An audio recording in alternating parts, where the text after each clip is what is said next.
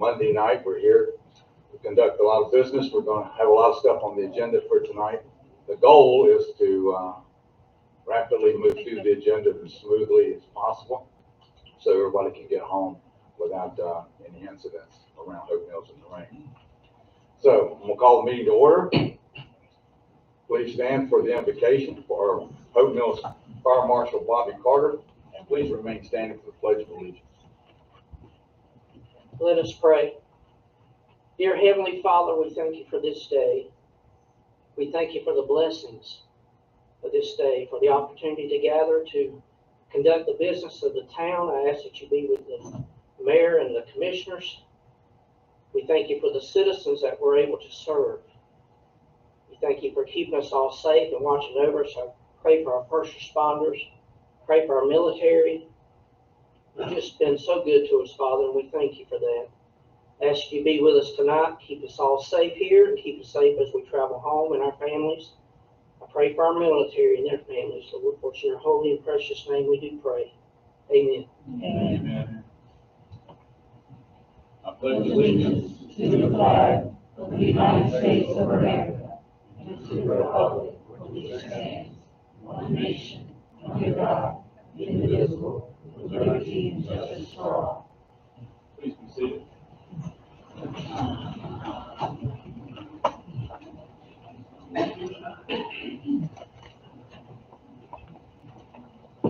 Do we have a motion to approve the agenda? Motion to approve. Second. All in favor?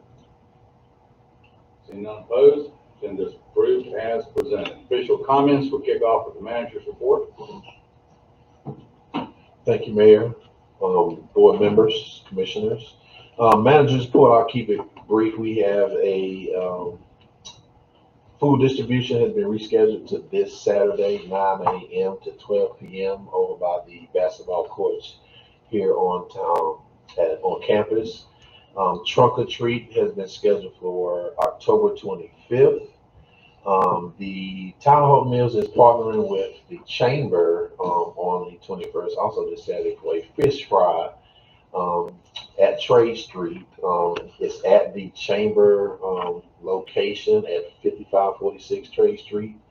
I want to definitely acknowledge Sign and Awning Systems Incorporated.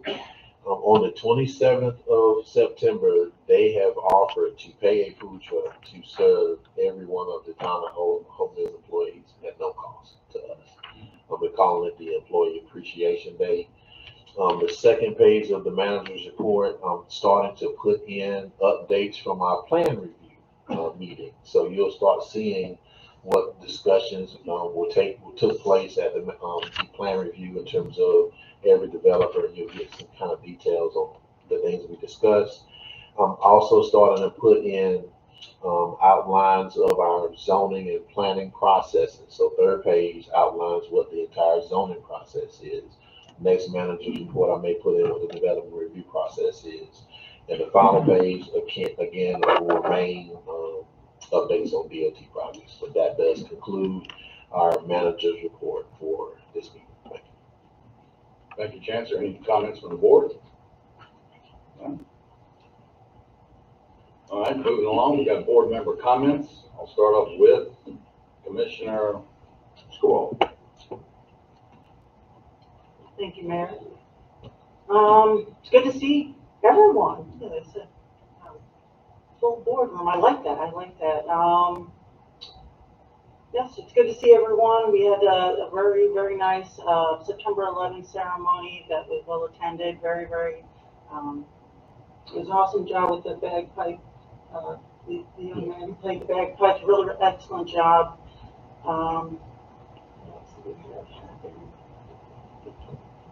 So yeah, I didn't take that down notes. So humble apologies. I'll share this will come to me later. But thank you for everyone for being here.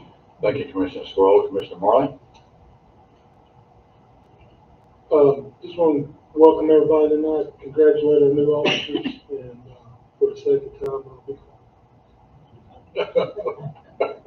Okay, thank you, Commissioner Marley. Commissioner Legg. Yes, thank you, Mayor. It's a pleasure to see this many people out here on a rainy day. It's not just a rainy day, it's a heavy rainy day. I'd like to say congratulations to the police officers. We've been way behind for a long time, and since Chief got here, we're catching up where we should be. I appreciate the staff, who's doing all the work out here in the rain. I drove to see water to get here. I know I'm not supposed to do that, but I did, because I didn't want to be late again. Happy all, thank you. Yeah. Thank you, Commissioner Lee. Commissioner Craven. I don't think I've ever seen this many police officers in this room ever before. And it makes me feel so good that you would come and join us and be a part of our family here. And I hope we all will be good to you. And we're here to stand behind you. And that's all I have to say. Thank you, Commissioner Craven. Mayor Pro Tem Dr. McCray. I'd just like to echo what everyone else has said. It's great to see everybody here. Great to see all of the new officers. Thank you for choosing the town of Hope Mills. And I would just like to remind everybody on October the 12th from 12 until 10, the Friends of the Skate Park Foundation is hosting their inaugural One People Reggae Festival at Festival Park. And those funds are to help us get our skate park built here in the town of Hope Mills. So if you all can go out and support that effort, we appreciate it. And that's all. Thank you. Thank you very much, Dr. McCray. Early Saturday morning, a group of police officers and a group of firefighters and myself gathered down at Segra Stadium for the Memorial 9/11 Stair Walk. Early Saturday morning, yes, we surely did, to honor and remember firefighters who selflessly gave their lives so that others might live on September 11th, 2001. We did 5 laps around Segra Stadium, about 2 miles in honor, and there was a lot of folks that were there Saturday morning to kick this event off. Both the fire chief and police chief were there, so that was honored to be with them. I was there a couple years ago, and it was a really good crowd that was there Saturday. Anybody look at the Sunday Fayetteville Observer? Anybody happen to see it either in print? It was really nice in print. After you see it in print, you saw a nice article about all of the growth in Hope Mills. Nice picture with a bright future. I've had so many comments about that article that was in the Sunday, and this just yesterday, in the Sunday paper yesterday, about all the growth. And that is a testament to our community. Lastly, I just wanted to comment and thank everyone for attending the 9/11 event here in town. But Old Mill Festival is coming up October 19th. You're going to blink your eye and it's going to be here. It's sponsored, it's on a Saturday, it starts at 10, it's going to be in the park. It's sponsored by the Hope Mills Police Foundation, and they are eagerly looking for vendors to continue to be a part of that event. And that is a huge community event that we'll have right here in Hope Mills. Hopefully the weather will not be like it is today. So that's something coming up. If you are looking to join that event as a vendor, please go to Hope Mills Foundation, and they would love to have you. The point of contact is Debbie Jones. That's all I have tonight for board member comments. We're going to go right into presentations. Under item A, it's going to be the swearing in of police officers. There's going to be 2 promotions. Swearing in of Hope Mills police officers, Brian Austin, and please forgive me if I don't get your name right, because I'm not good with names, but Ashley, is it Benzinger, Delbert Bray, Rena Bryant, Taylor Hall, Ashley Keene, Phoenix Nichols, Wilford Nichols, Carly Sanderson, Zachary Vickers, and promotions of Sergeant Dan. All right, see, I paused. And Elizabeth, I can't mess this one up, Walker. So we'll start with the swearing in. If the officers that are gonna be sworn in will come up front, we'll do that first. Okay, Chief? Sure, we'll call them up individually, right? So we can give you a little bit about them. Just one change is Carly Sanderson, due to the weather, wasn't able to make it. It's a flooded area. We'll do her next time. Okay, so the first officer is Brian Alston. He's here with his mom, Cheryl. Brian worked for 6 years in law enforcement with the Knightsdale Police Department and the State Capitol Police, where he most recently worked. And he'll be joining us, and he'll be serving in the patrol division. Ashley Bensinger.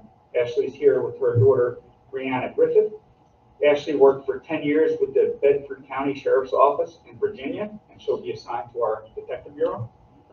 She was also part of the Marshall's Fugitive Task Force there. Delbert Bray III. Delbert's here with his wife, Amanda, and his children, Kara, Oliver, and Aiden, and mother, Yvonne. Brian served with the United States Army until retiring in 2019. And in 2021, he joined the Cumberland County Sheriff's Office, where he served as a school resource officer. And he'll be joining us as a school resource officer serving at Hope Mills Middle School. Taylor Hall is here with his partner, Ashley Keene. Taylor served 4 years with the Fayetteville Police Department and just came to us.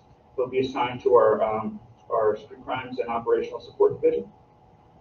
Ashley Keene is here with her partner, Taylor Hall. She has over 5.5 years of experience in law enforcement with the Fayetteville Police Department, and that's where she most recently worked to become us. She's here with us now, thankfully. Phoenix Nichols, he's here with his cousin, Winford Nichols. Phoenix has 6 years of law enforcement experience. He lateraled from the Bladen County Sheriff's Office, and he will be serving as an SRO at the Southview High School. And last, well, no, not last, but Winford Nichols, he's here with his sister, Dr. Carmen McFarland, and his nephew, Caleb, and his cousin, Phoenix. He has 24 years of law enforcement experience, and he comes to us from the Bladen County Sheriff's Office. He's also a volunteer fireman and an EMT, and he'll be serving as a school resource officer as well. And then last but not least is Zachary Vickers. He's in attendance here today with his mother, Gidget, and his father, Tommy, and fiance, Sheila.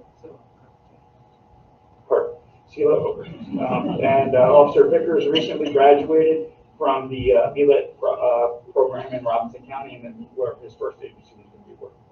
So that's all the officers for swearing in. Thank you, Chief. Well, that's another lie. Well, because she's not on my list, but this is Rena Bryant, and she comes from us from the Bladen County Sheriff's Office as well, and she is also our school resource officer. 16 years of law enforcement experience, and she is an excellent baker and owns her own bakery, and all of our officers have been putting weight on since she's been here. So we'll stop that. But, what school are you with, Renee? What school are you at SRO at? I'm actually at Cumberland Mills right now, actually all 4 elementary right now. All 4 elementary until hopefully we get her on SRO. Sorry about that. That's all the officers we have. Now we got them all. Yes. As they were all being introduced, look at the amount of years that they are bringing to our community of experience. That is really a testament. That is really something. All the years of experience from different other agencies, and they're coming to work for us here at Hope Mills to keep our community safe and school safe as well.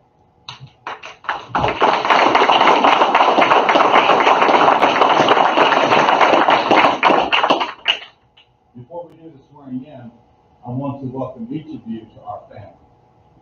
Now, some organizations have teams. When you come to work for us, you're part of the family, because that's our culture. So, I'm going to read the swearing in. I'm going to say I, and then it's going to be state your name. You're going to raise your left hand. When I say I, state your name, it's going to be individual. When you finish with your name, then I will continue. Right hand. Yes. Then when I get down to state your position, you'll state your individual position, and I'll end with you, and then we'll finish. Okay, so we ready to go?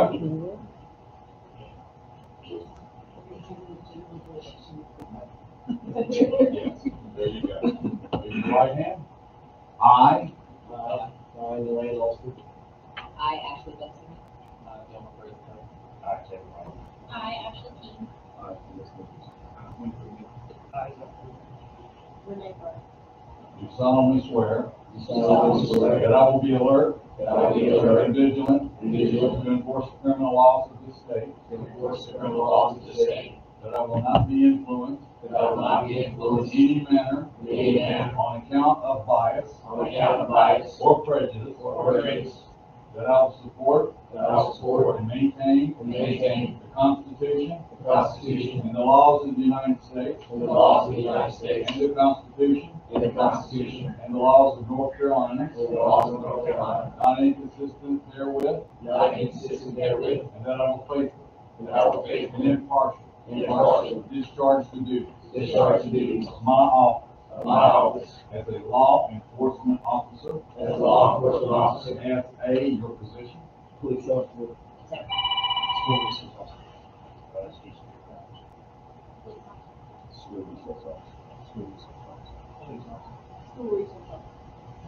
for the town of Hope Mills, according to the best of my skills, according to the best of my skills, abilities, abilities, and judgment. and judgment.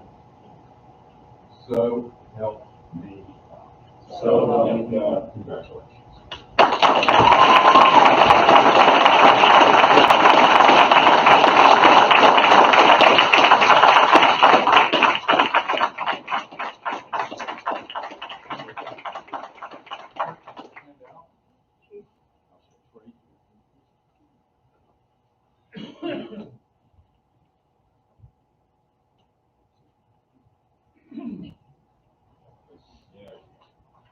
There you go.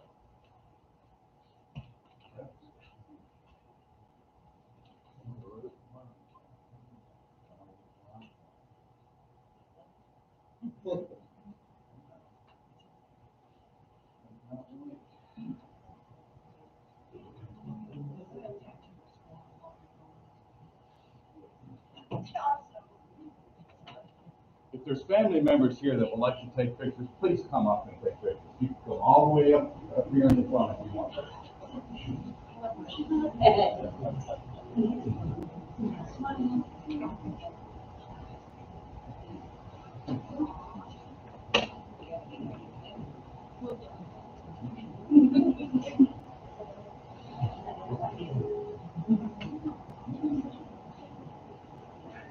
Chief, gonna get a group picture together, and then if anybody individually wants to get pictures with family members, you're more than welcome to do that as well.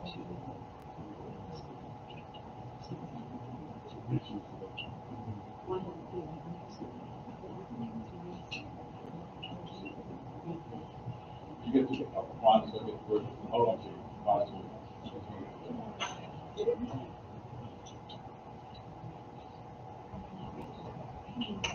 Okay.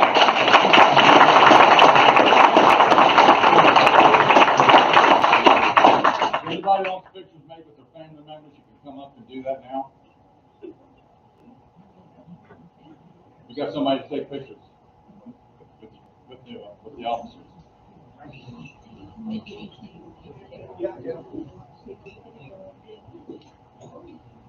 Hey, Chief, make sure to come over here. Yes, I just. No, I got that.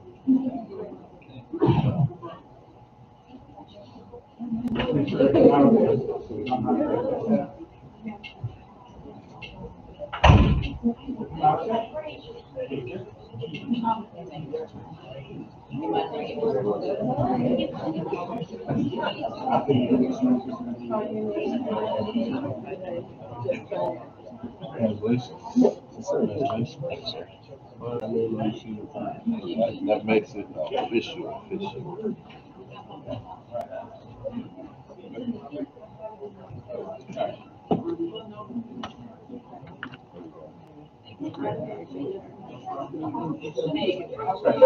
You can just leave it there. Yes, ma'am. Yeah, you gotta sign both of them.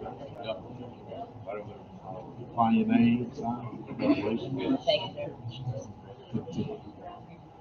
Thank you, sir. Congratulations. Just find your name and sign. I'm down at the bottom.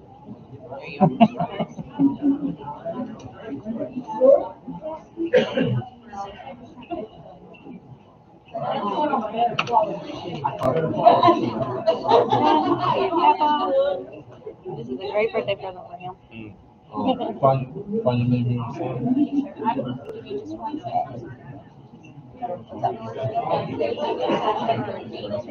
Oh. Which one is this? I'm sorry. What's your name? It's my actual picture. Be careful.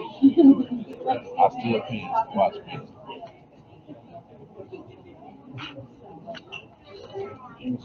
Information, our names are on it. Oh. Yeah, that's awesome. Yeah.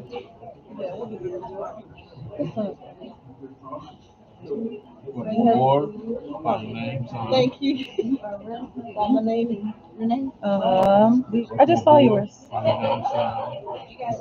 Oh, here we go. So- Okay. This is what makes it official. Yeah. Got that? Oh, yes. That's it. Swap these. One of them was missing.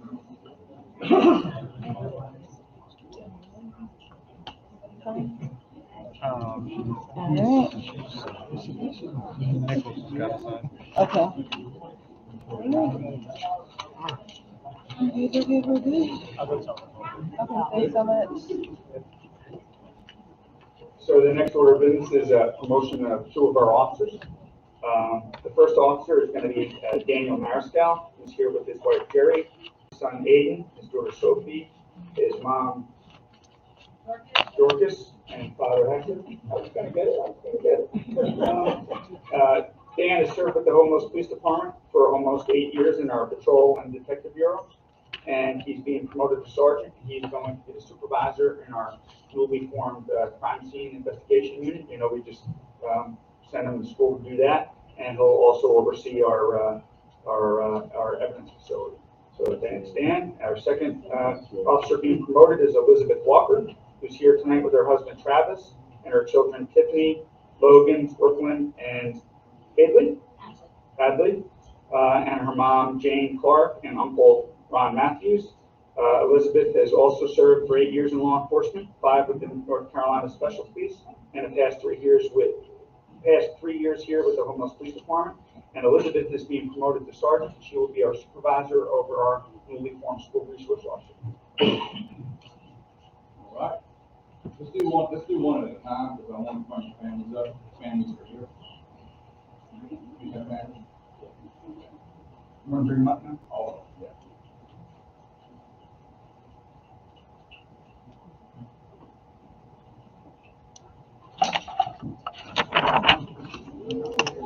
Emotions are big in any organization.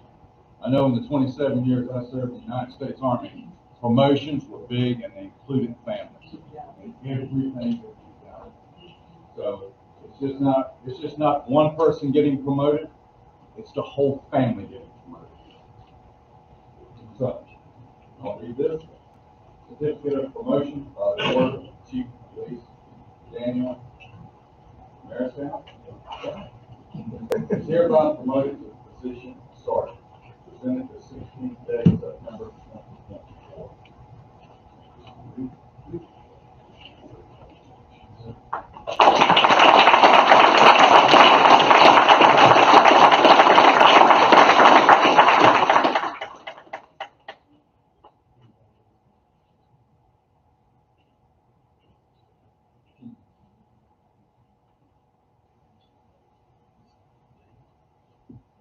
Congratulations. Thank you very much. Congratulations.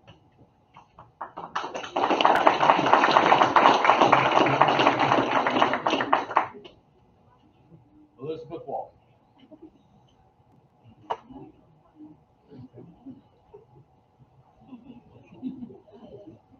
Quick. Okay, that's quick. Yeah. Great. Again, I want to reiterate, the member's not getting promoted, our family is getting promoted. Certificate of promotion by order of the Chief of Police Elizabeth Walker is hereby promoted to the position of sergeant, presented this 16th day, September 2022.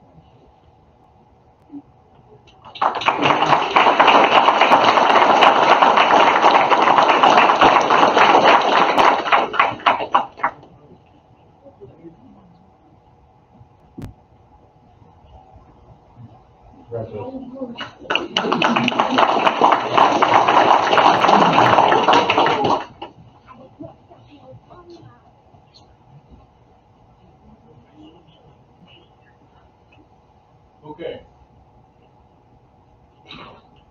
Before we get to item B, one more round of applause for all of them.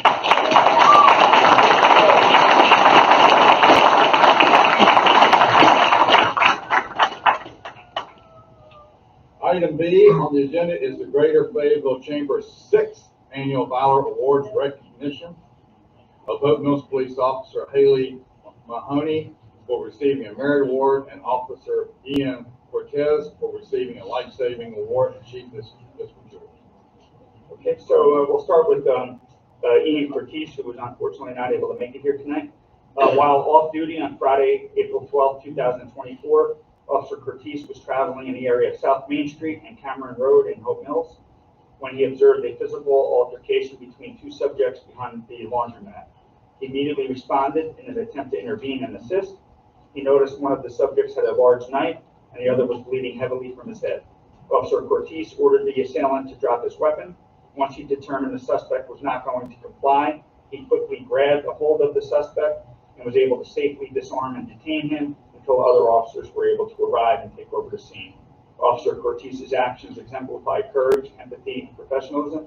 By risking his own safety and using his crisis intervention skills, he successfully resolved a high-risk situation and allowed the victim to get the medical assistance he needed.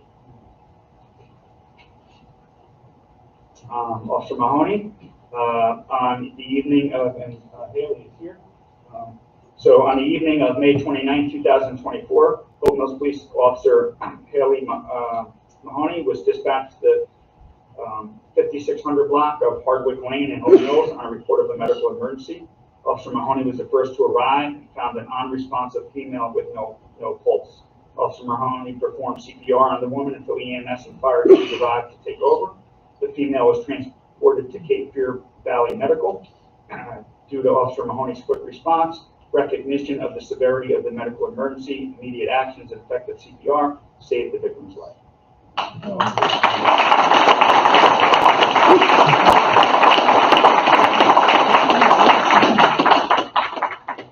Thank you, Chief. In an earlier presentation at one of our board meetings, we had two firefighters that was honored and recognized at the Valor Awards in Fayetteville as well. We honored them in an earlier meeting. Next, we'll go into our proclamations. Item C is the proclamation regarding recognizing 2024 Fire Prevention Week. It's under tab 3. Commissioner Marley will break that. Thank you, Mayor. Fire Prevention Week. Whereas every year Fire Prevention Week is observed during the week of October 9th in commemoration of the Great Chicago Fire that occurred in 1871.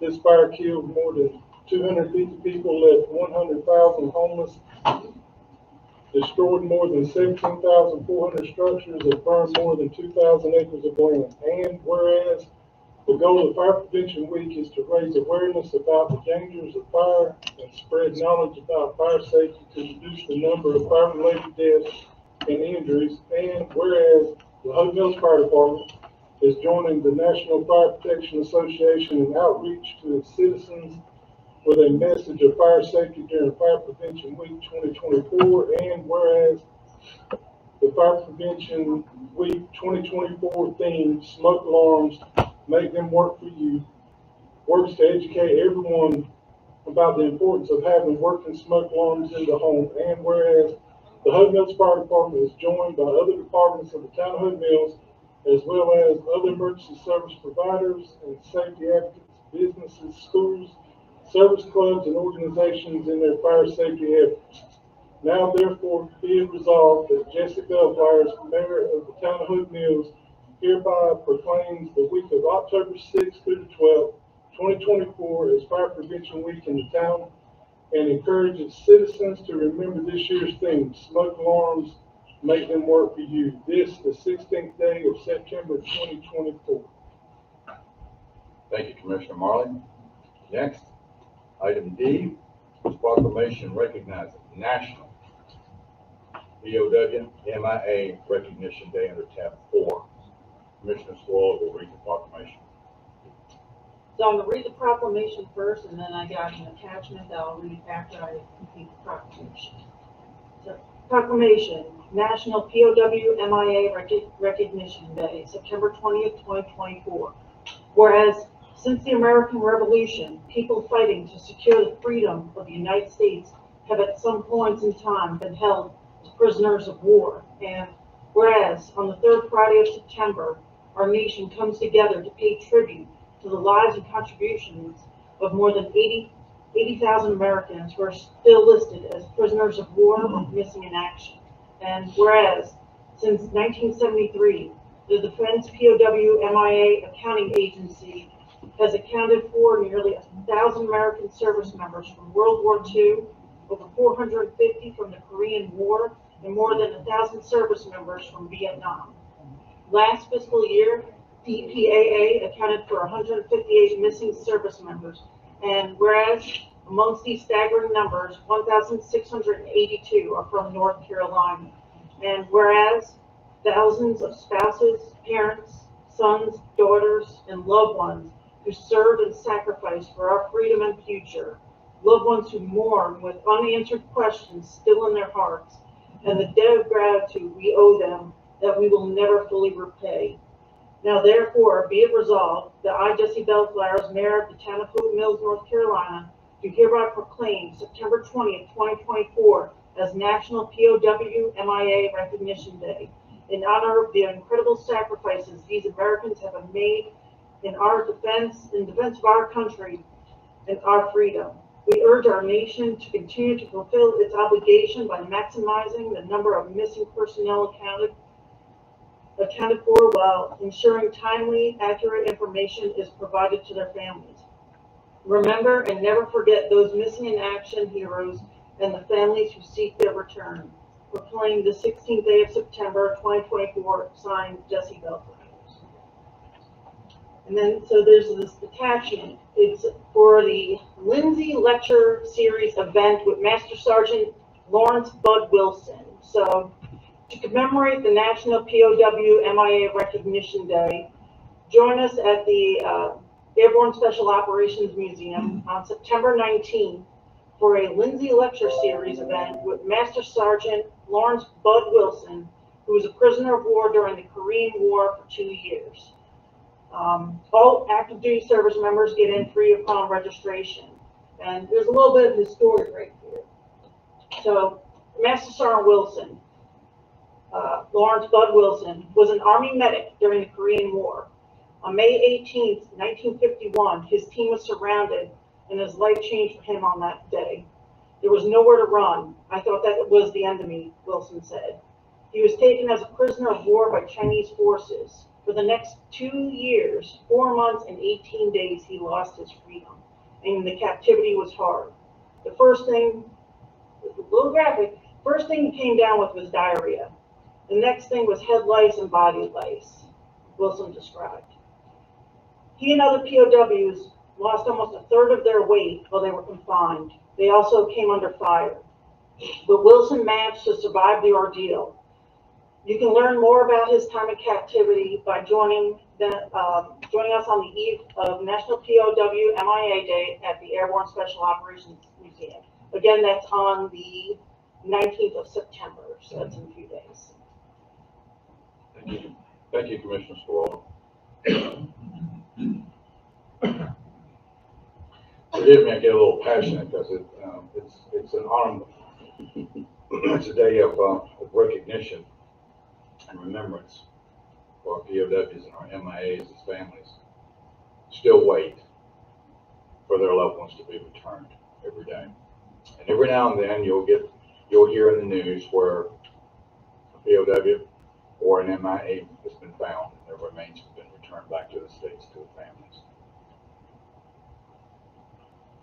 Before I read the proclamation of the Veterans of Foreign Wars of the United States 125th anniversary, which is on September 29th, 2024, I'm a lifetime member of Post 10630 along with Commissioner Scarola. Our post commander is here, Jim Morris. When I served as state commander for the Department of North Carolina in 2015 to 2016, Comrade Bill Green was my chief of staff, and he's here as well. And I'm honored to read the proclamation on behalf of the Veterans of Foreign Wars. Whereas the Veterans of Foreign Wars of the United States, VFW, was founded in 1899 by a small group of veterans who returned from campaigns in Cuba and in the Philippines, band together to create a veterans organization that would advocate on behalf of all veterans.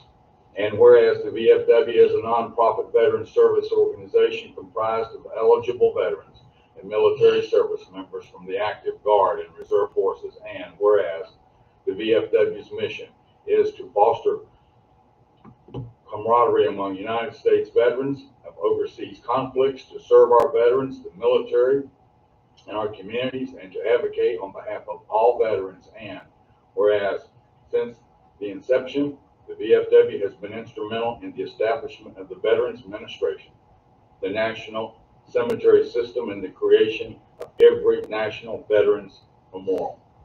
And whereas the VFW has played a vital role in virtually every significant piece of veteran legislation passed in the 20th and 21st centuries, to include the Honoring Our Past Act, the most significant expansion of veterans benefits in history, and whereas the VFW's 125th anniversary is being observed on September 29th, 2024, this date shall officially be known as VFW Day, and now therefore be it resolved that I, Jesse Bellflowers, Mayor of the town of Hope Mills, North Carolina, do hereby proclaim September 29th, 2024 as VFW Day in honor of the VFW's invaluable contributions to the veteran community in Hope Mills and around the world. We hereby stand with the VFW to ensure veterans are respected for their service, always receive their earned entitlements, and are recognized for the sacrifices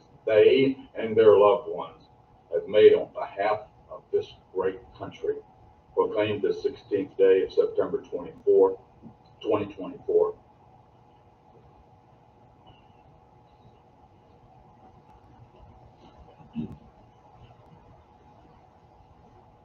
There is no greater veteran service organization than the Veterans of Foreign Wars of these United States. We fight every day on behalf of our nation's veterans, the 1% that defends our great nation. And we'll move on to item F, which is the GO bond referendum calendar under tab 6, and that will be Finance Director Drew Holland. Okay, the reason this is on the agenda tonight is just to give you a brief reminder that even though nothing's going on right now for the bond, things are still going on.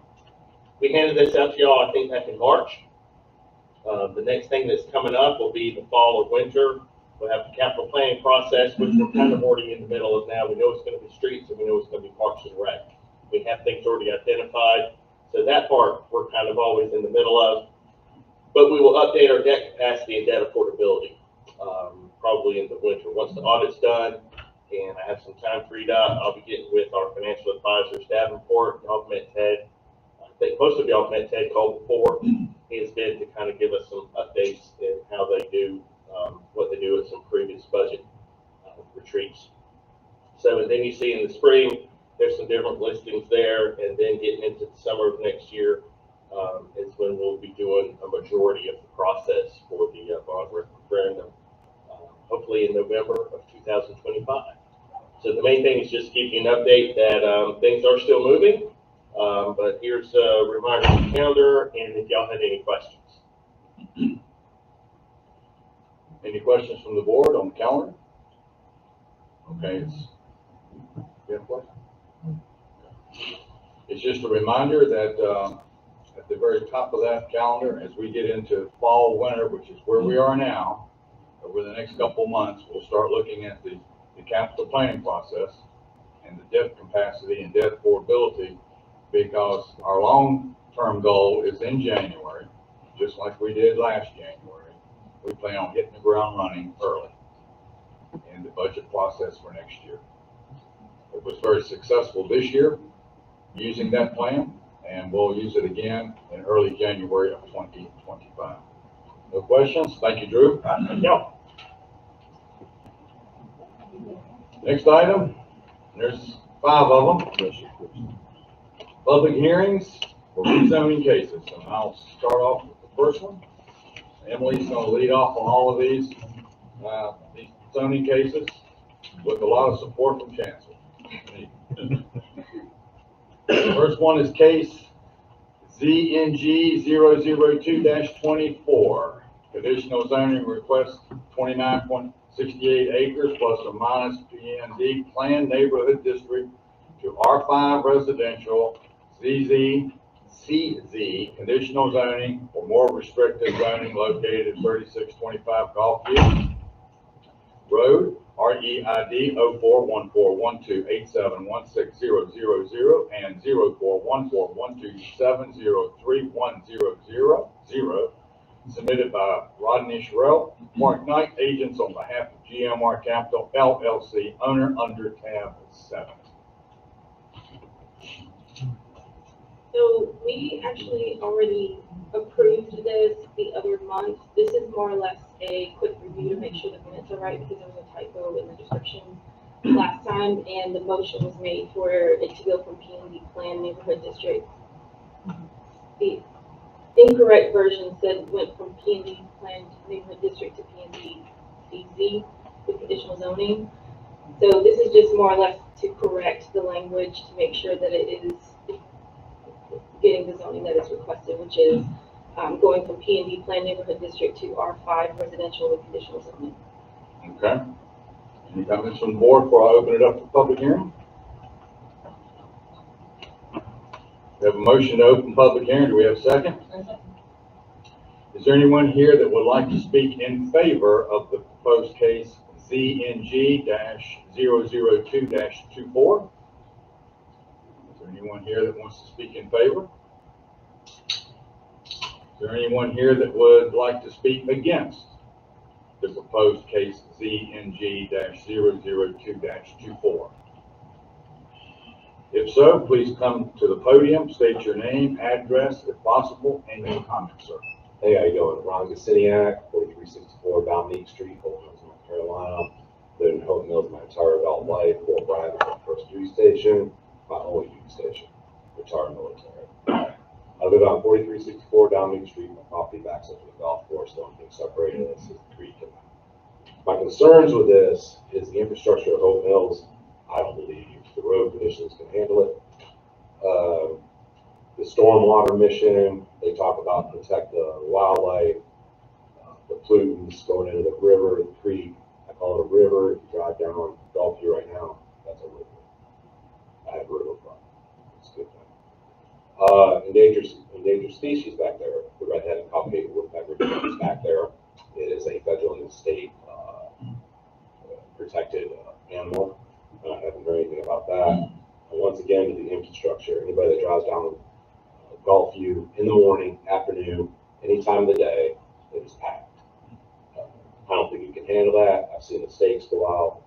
They're going to widen the road, everything going up here. I'm not an engineer, but I don't think you can handle it. My concern also with that is, can Rockfish Elementary handle the influx of students? I don't think so.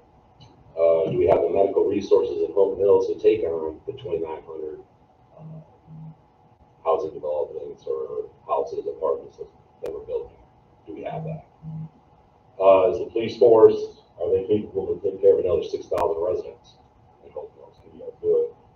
Fire department, trash services, FMS. I'd like to see the infrastructure complete before we build on Gulfview. I'd like to see that done. I'd like to see what we've got as a community in order to go forward. If it's not fixed, why are we building? I don't get it. Other than that, that's it. And this decision also is already approved. But, yeah, so it's already approved. And I just got this letter, didn't read the other one. That's my fault. But this is forcing me out of Hope Mills, North Carolina. This is, I'm 12 months away from paying my house off, worked my entire life to do it, and now I'm being forced to leave because I can't sustain this. I can't live here. The traffic is horrible. It doesn't have the resources that I need. So, with that being said, I'm sure there's other people that feel the same way as I do on this. Nobody else is here. And also, that back end of that golf course is a flood zone. I don't care what anybody says. It's a flood zone. My whole backyard floods out. Excuse me, my neighborhood flooded out during the big one, so I don't understand what's going on back there. Appreciate you guys' time. Thank you very much, sir. I, like you, I'm concerned about the infrastructure as well. On all the construction projects we have in Hope Mills, the infrastructure is definitely an important part of it. Okay, anyone else? Motion to close public hearing? Second? All in favor? Seeing none opposed, public hearing is closed. Any other questions from the board before we call for the vote? Yeah, go ahead, Commissioner Burton. I'm sorry. I really think, I know what they have told us that they're gonna build there on that property. But I really think that we need to put a condition on that as well. That we ought to state that nothing else that is permissible under the R5 zoning can be built on that property, because they may decide, well, we're not going to build these cottages or these townhomes. Let's build more apartments. We can make more money that way. Or they could say, we decided we're not going to build on this property at all. Let's sell it. Then the next person could come in with R5 and put house trailers or whatever he wants to. So I'd like to see that we put a condition on it that they build only what they say that they're going to build. So R5. I can speak to that. One thing I want to point out from the zoning, when you go conditional zoning, the actual, one of the first conditions is the site plan. Okay, so that basically creates the situation where they can't do anything else but what they've submitted without coming back to the board. Another thing I want to point out is just as a point of order, conditional zoning cannot be approved unless all the conditions are mutually agreed upon by the applicant and the board. So the conditional zoning application is initially submitted by the applicant, offering things that he's willing to do. And this is typically after having extensive conversations with staff. In the case of this, they already had approved or accepted a condition to do privacy fencing along the northern portion of the unshaded piece with the previous project, but was under condition or under consideration now it's the shaded area. They agreed to put conditions in for buffering adjacent to the golf course. I will say staff and the developer has agreed to those conditions, but it is not lawful for us to add a condition without them mutually agreeing on that condition. But if the concern is them doing something else, the site plan being one of the first things we're conditioning the approval to, that, in my opinion, adequately addresses that issue. Do you mean to say that the town cannot come up and put a condition on the property? No, they cannot unless the developer mutually agrees with that. That is part of the zoning regulations. Okay, why would we not be able to? Hold on a second, I think the town attorney wants to speak as well. Go ahead, Nick. I was just saying, I agree with that. We cannot impose even in conditional zoning unless it's mutually agreed on by both parties. So we're getting it and That is we correct. agree upon something here tonight when we vote. No, the other mutual party would have to be the developer. So if I the understand town that. wants to add that condition, the developer would have to agree to that condition. I'm also further highlighting the fact that if the concern is the developer not doing this development, that concern is adequately addressed by the fact that that site plan on the screen is one of the conditions. So if they did try to move to do something else other than what we approved tonight, they would have to come back to the board to get that approved. With the new site plan. With a new site plan, that is correct. Well, I just don't understand at what point the board can get in if we needed to put conditions on something, since we don't meet with the developers when they apply for the zoning. I understand that concern. Typically, if the developer was here, he would be able to have that discussion to accept it. I'm just simply highlighting again, that if your condition that you're wanting us to discuss is a concern for something else other than what they're proposing to be built, that is actually a condition that is part of this approval, which is the site plan for the development they proposed. And I believe that condition runs with the land, but it would apply to a. What, Mr.? Adding in that condition, in the conditional zoning runs with the land, so it would stick with even if they sold the property to someone. That's correct. Commissioner Graver, that site plan, if they change anything on that site plan, they have to come back to the board. This is for those cottages, it's in, that's highlighted, this is what the zoning, and it's only for those cottages. So let's say that they change their mind, they gotta bring another site plan back, and they gotta present it through the entire process, just like they presented that one. And if they sell the property, the new owners would have to do the same thing. Yes. Well, I knew at the beginning they were talking about building the homes, and in this, I see where they're adding townhomes as well. And I wasn't aware that they were gonna build a townhome. I only thought they were gonna build the patio homes or whatever they were called. Now, as I understand it, the townhomes and the cottages are gonna be fee simple, which means they're gonna be purchased by property owners. They will be owned by people, not rented. Okay. Yeah. Yeah, I didn't see that in there, but thank you for pointing that out, that's better. Do we have a guarantee that that's the way it's gonna work? Okay? Do we have a guarantee that it's gonna be owners and not renters?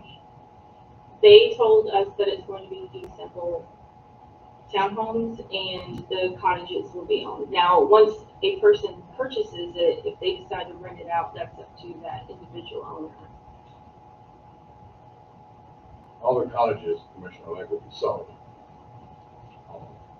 So it just depends, yeah, and the townhouse, it depends on whether the buyer wants to stay with them or rent them out. On another note, I thought the golf course was gonna be nothing but recreation. The part that the town owns will be recreational. This is the property that GMR owns in the back. Any other comments from the board? Okay, do we have a motion? Motion, in the case of ZNG 00224, the town of Hope Mills planning staff on the board recommends approval of the rezoning request of R5 CZ residential conditional zoning district, and finds that while the request is partially consistent with the Southwest Cumberland Land Use Plan 2013 designation, it does mirror and complement the area around this property, and that it is residential, and there is anticipation for community-friendly development of what was considered to be the Hope Mills Golf Course. The economic and regional impact of the proposed development fits within the vision and long-term outlook of the area in regards to economic development and viability. Approval of this request is reasonable and in the public interest because the district requested is complements the proposed development of adjacent parcels in the surrounding area. Do we have a second? All in favor? Everybody raise it, okay? Seeing none opposed? You're opposed? It would be 4-1. Commissioner Legg is opposed. Motion will carry. Next case is item B, Case ZNG 006-24, rezoning of 4.65 acres plus or minus from R75 to RR or more restrictive zoning for 5462 River Road, REID 041473723800 and 5401 Pinecrest Drive, REID 041472896000, Aaron Hargrove owner, and it's under tab 8.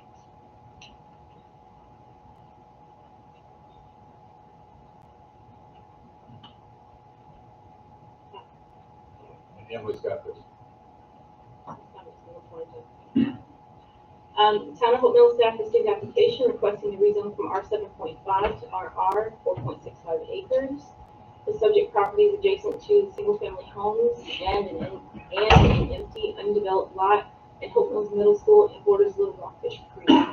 This section is currently zoned under R7.5 residential district. The applicant has stated that he wishes to build his home on the property as well as build some greenhouses for agricultural use.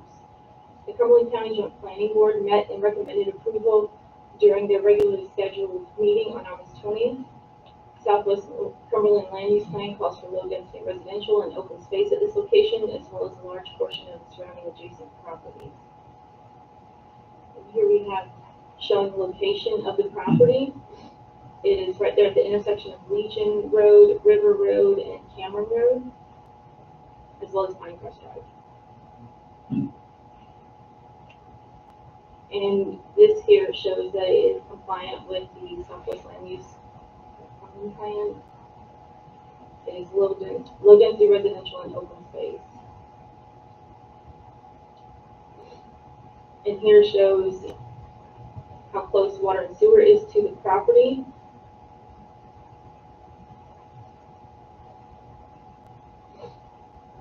And this is just kind of giving you an idea of the area. It's surrounded by single-family homes, Woodland Ridge Apartments, Hope Mills Methodist Church is down the street, as well as the middle school.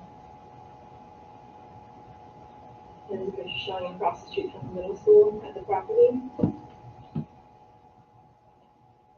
is the other direction. This area here, we just rezoned recently for apartments a couple months ago. Going down Legion Road. And this is an example of one of the greenhouses that the owner wishes to build on the property. As I understand it, there's some concern about the uses of RR versus R7.5, which is the current zoning. So everything that can be done in R7.5 can be done in RR, with the exception of the fact that the required square footage of the lots for R7.5 is 7,500 square feet, whereas RR requires the lots to be 20,000 square feet, so it's less dense. And for the most part, RR also allows it to have more agricultural uses to it, even a veterinarian office. So, but if you have any questions, please let me know. Otherwise, I invite you to open the floor for the public hearing. Thank you, Emily. Open it up to the board for questions. I'll start with Commissioner Squirrel. I have a question. I don't know if it's something you can answer. If you go back to the one slide with where it shows the overview from The area? yes, please. That one's fine. Okay. So how it's, see how his property line kind of goes over the bank and into the waterways? Just for common knowledge, is like, can he put no trespassing signs in the waterway if people are fishing there or something? Honestly, he's here to answer that, but I feel like he might have them there already. Okay. Yeah. So there's a lot of signs there, cameras there. Oh, he already has his camera. So Yeah. Many signs already. You want me to come up to answer your question? Ms. Carver, come on up. Okay. State your name and address. Yep. Aaron Hargrove. I I'll be a future resident of Hope Mills. So right now, I still live in Fayetteville. To answer your question, when I first bought the property, there were tons of homeless people living there. So what I did was, I came here, and the Hope Mills Police Department, they actually helped me to create a plan to clean out the property. So I came in and I filled out a form to authorize them to, if they're patrolling the neighborhood, to walk around the land and just tell people to leave. So I got no trespassing signs all over the property. If you drive down there, you see them. I bought the biggest ones I could afford. They're really huge. Sometimes people still ignore them, unfortunately. My plan, the long-term plan, would be to fence off the whole property. Because, as you know, there's water back there. I don't want to be responsible for someone, falling in the water. So, but I do have signs all over the place, and I have cameras too. So. Because my concern would be like, if someone's got kayak and they're going down the river, are they passing through an area that you're going to have closed off essentially? So first of all, the water level is not. It's not high enough? Yeah, so no one's really kayaking back there. And when the water level gets really high, the current moves so fast that you wouldn't dare kayak back there. So yeah, it's very low. Yeah, like tonight. You're not gonna kayak tonight. No, not at all. I've seen it where the water's moving so fast that you wouldn't go back there. But most of the time, the water level is very low. All right, any other questions? Commissioner Swallow? Thank you. Commissioner Prater? Oh, sorry. I don't think you're done, Aaron.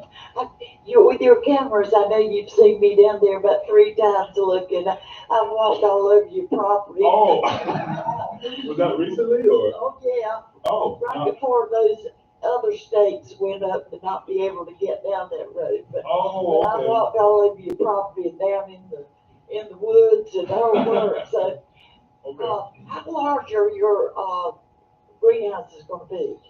They're not going to be. So what I have to do is they're going to be appropriate for the land. So they're not going to be these giant greenhouses. Just one, those are expensive, and I don't have that kind of money. But I just want a bunch of smaller ones so that I can start growing organic produce. Because as you know, food is getting more expensive. Yeah. Junk food is cheap. You go to Dollar Tree and buy all the junk food you want. But if you want organic produce, it's going to cost money. And I'm trying to get into juicing, so where every single day I can make a drink for myself. Kale, carrots, ginger, Swiss chard, cucumbers. But to have enough produce at home to juice every single day, it gets expensive really fast. Now, how many do you plan to put on that property? How many? What? How many do you plan to put on the property on the 4 acres? Well, where I would put it would be hidden from the public view. So there's a lot of land there. It's not going to be, no one would ever know that there's greenhouses back there unless they were trespassing on the property. That's all of the tree area now. Yes, so what I started to do was, I started clearing out an area behind the line of trees. But you still can't see that unless you went back there. So some people, Town of Hope Mills, they've been back there, they've seen me clearing, but the general public driving down River Road would never know that there's greenhouses. What will happen with the runoff from the chemicals that you'll be using? I'm not using any chemicals. These No chemicals at all, not even with organic growing? No. Okay, so you don't have to worry about storage of chemicals and things like that? No, I'm not going to put that in my body, so I'm not growing it. Okay, I think that's about all I have, other than, you're going to build a home there on the corner, right in front of the cemetery. Yeah, I plan to build a home, one home, and then the greenhouse will be across the street. Across the street. And that's not going to be a manufactured home or trailer or anything that will be put in there. Yeah. I mean, R&R calls for that. You could do it, but I'm wondering if you're planning on moving down here from New York? No, from Fayetteville. Okay, but weren't you living in New York? I was living in New York about 2 years ago, yes. Oh, okay. Yeah. So you're a resident of Fayetteville now? Yes, I am. Okay. I'm trying to move to Hope Mills just because it's quieter in Hope Mills. And Okay. Fayetteville is. Oh, you don't know. Wait till you Uh-oh. you might change your mind. Well, I'm glad you're moving here. Thank you so And, much. and I look forward to seeing your home when you build it. Thank you, appreciate it. Thank you, Mr. Hargrove. Any other comments from board members? Motion to open public hearing. Okay. Second? Second. All in favor? Public hearing is open. Is there anyone here that would like to speak in favor of the proposed case ZNG-006-24? Can I speak this? You can? Public hearing, this is the time. Yeah. I'm a professional baker and I've worked for 8 years at the farmers market in downtown Fayetteville. The reason we want to incorporate these, also the produce, is because I incorporate fresh produce into my bread baking. So this gives it a higher protein, higher produce, in terms of being able to, have it available to not only the public, but I also do to needy families. So that's why this is really important. I'm a resident of Fort Worth also, but I don't have the capability, I don't have the land that he has. And we also want to do some, some vegetables that can actually make a big difference to people in terms of their diet. So, thank you. Thank you very much. You're welcome, sir. Anyone else? Is there anyone here that would like to speak against the proposed case ZNG-006-24? Motion to close public hearing. Motion to close the public hearing, second? Second. All in favor? Public hearing is closed. Do we have a motion? Now I'll make a motion. Okay. I'd like to make a motion that we approve ZNG-006-24 for the, rezoning request to the RR Rural Residential District, and find that this request is consistent with the Southwest Cumberland Land Use Plan 2013 designation. RR Rural Residential's intended purpose, or intended principal use of the land is for low density residential and agricultural purposes. It does complement the future vision of the town of Hope Mills in regards to indicated future plans of the adjacent parcels. The economic and regional impact of the proposed development fits within the vision and long-term outlook of the area in regards to economic development, viability. Approval of the request is reasonable and in the public interest because the district requested complements the proposed development of adjacent parcels and the surrounding area. Okay, we have a second? Second. All in favor? Unanimous, none opposed, motion carries. Mayor, before we move to the next case, I would like to acknowledge Mrs. Hargroves and her commitment to the town and involvement in the town. If you recall, prior to a couple, we used to have the farmers market out here on site. She was one of our top sellers in that farmers market, so she does have a passion for getting involved in Hope Mills and surrounding community. I like to hear that too, especially when we're talking about baked goods. I'm quite fond of carrot cake. Why don't y'all, I should tell you that. why don't they bring us samples of that stuff when they come? All right, we'll move on to item D. Got 2 to go. Case ZNG-008-24, rezone 8.61. 007. This one? We just- Oh, I did, you're right. 007-24, initial zone 14.89 plus or minus acres to R5A or more restrictive zoning.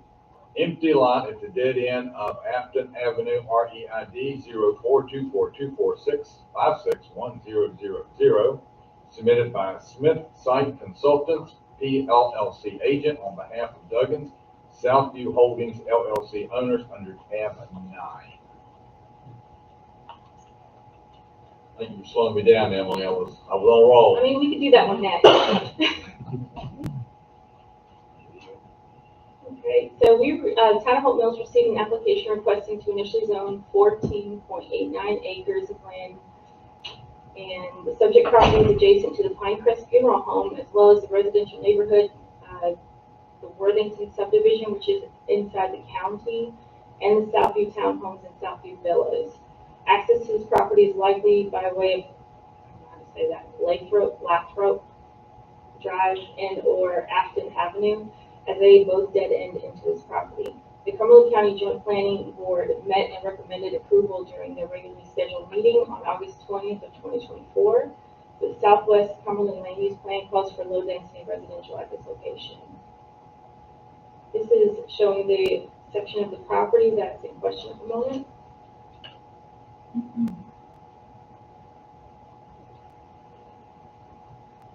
And here is it showing that this section of it is compliant with request.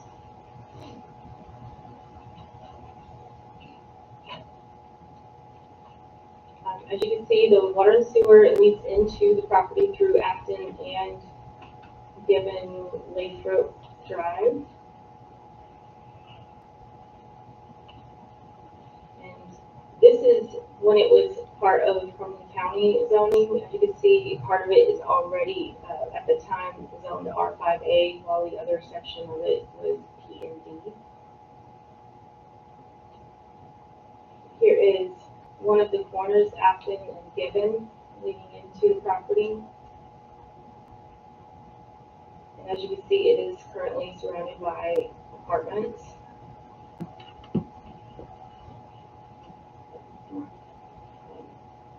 Do you have any questions? Okay, any questions from the board before I open the public hearing? Motion to open public hearing. Second? All in favor? Public hearing is open. Is there anyone here that'd like to speak in favor of the proposed ZNG 007-24? If so, please come to the podium, state your name, address, and your comments. Hey, good evening. Thank you for having us. Kenneth Smith, 121 Doolittle Drive, Linden, North Carolina. Smith Site Consultants. I'm here on behalf of the landowner. We have been meeting on and off with Chancellor and Emily since, I wanted to say, about September of 2023. The initial intent to find a game plan to move forward with annexation. We knew that we would need to annex into the town in order to capitalize on the sewer and water. Took us quite a while. We ended up meeting with county planning as well in order to get a game plan together. The tracks that were shown, that Emily had shown originally, I'm going back to the zone, get right there. So what we did is we ended up having to do a new survey, do a subdivision map. What's south of this will stay the way it is. What's within this tract will only be partially developed. And the tract is already zoned R5A. The intent is to do multifamily, but we're not looking to utilize the full density. What we're looking to do is 4 24-unit buildings, despite having 23.5 acres and an allowable density of up to 13 units per acre. We're not looking to do that. We're just looking 4 buildings, 24 units per building, so 96 units total. The rest of it would all remain wooded, and the intent being you've got a lot of tough topography with this tract. You've also got some natural features. We have already had that delineated and identified. We've already got a T&E done, and the intent in working with Chancellor and Emily was isolate this section, buffer everybody so that they've got a wooded buffer, and then when we finish the site, there will be landscaping on top of the wooded buffer to keep all adjoiners separate. So, and we would have at full build out in phase 2 essentially a loop driveway to keep the fire department access for the fire marshal. So, yes, sir. Okay, thank you, sir. Any board comments? Yes, sir. How close will that come to the softball complex at Southview? It would not be anywhere close. We're probably about 1,000 yards or more from it. So, yes, sir. And it is surrounded right now by existing multifamily. So, and again, the partial zoning that it was when it was split zoning in the county was already R5A. All we're seeking to do is just zone the whole tract now R5A. What's south of it would still stay in the now defunct B&D district, which you can't do anything with anyway. So, When I moved to Hope Mills in 1973, I lived on Dunrobin. really? Yeah, for about 2 years, so I'm very well familiar with that area.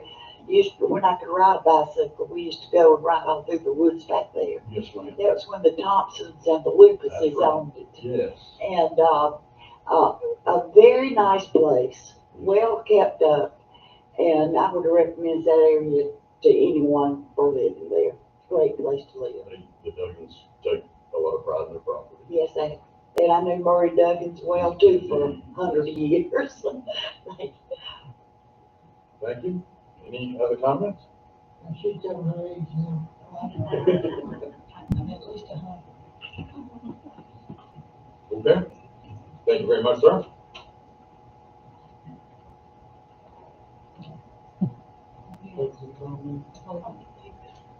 We have anybody that's opposed? Motion to close public hearing. Okay. Motion closed, second. All in favor? Public hearing's closed. Do we have a motion? Mayor, I'll make a motion. I'll make a motion that we approve ZNG-007-24 for the initial zoning request to the R5A residential district, and find that even though this request is not consistent with the Southwest Cumberland Land Use Plan 2013 definition of low density residential, it does complement the future vision of the town of Hope Mills in regards to indicated future plans of the adjacent parcel.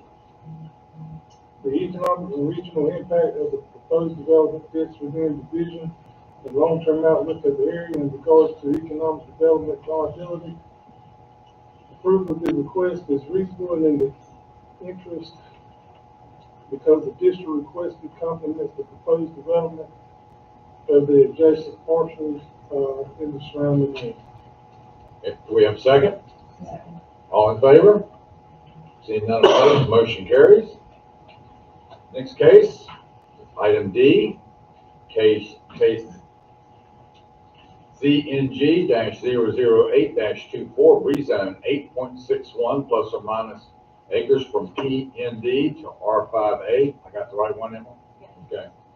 Or more restrictive zoning, empty lot at dead end of Dunrobin Drive, REZ 042424656100, submitted by Smith Site Consultants, B LLC agent on behalf of Duggan Southview Holdings LLC owners under tab 10.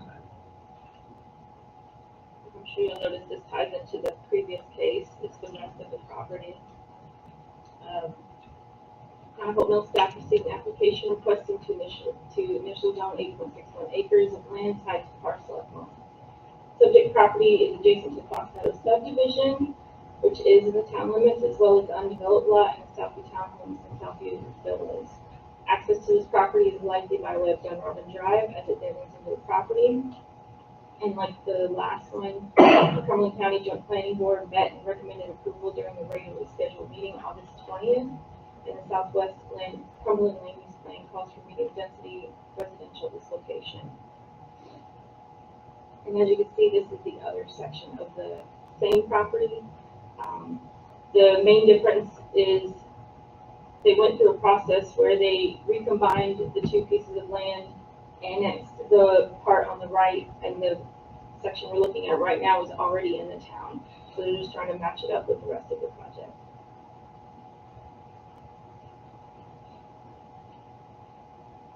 This one is compliant with the Southwest Cumberland Land Use Plan.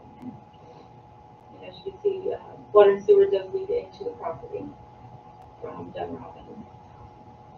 And follow the place. And currently it is zone PND.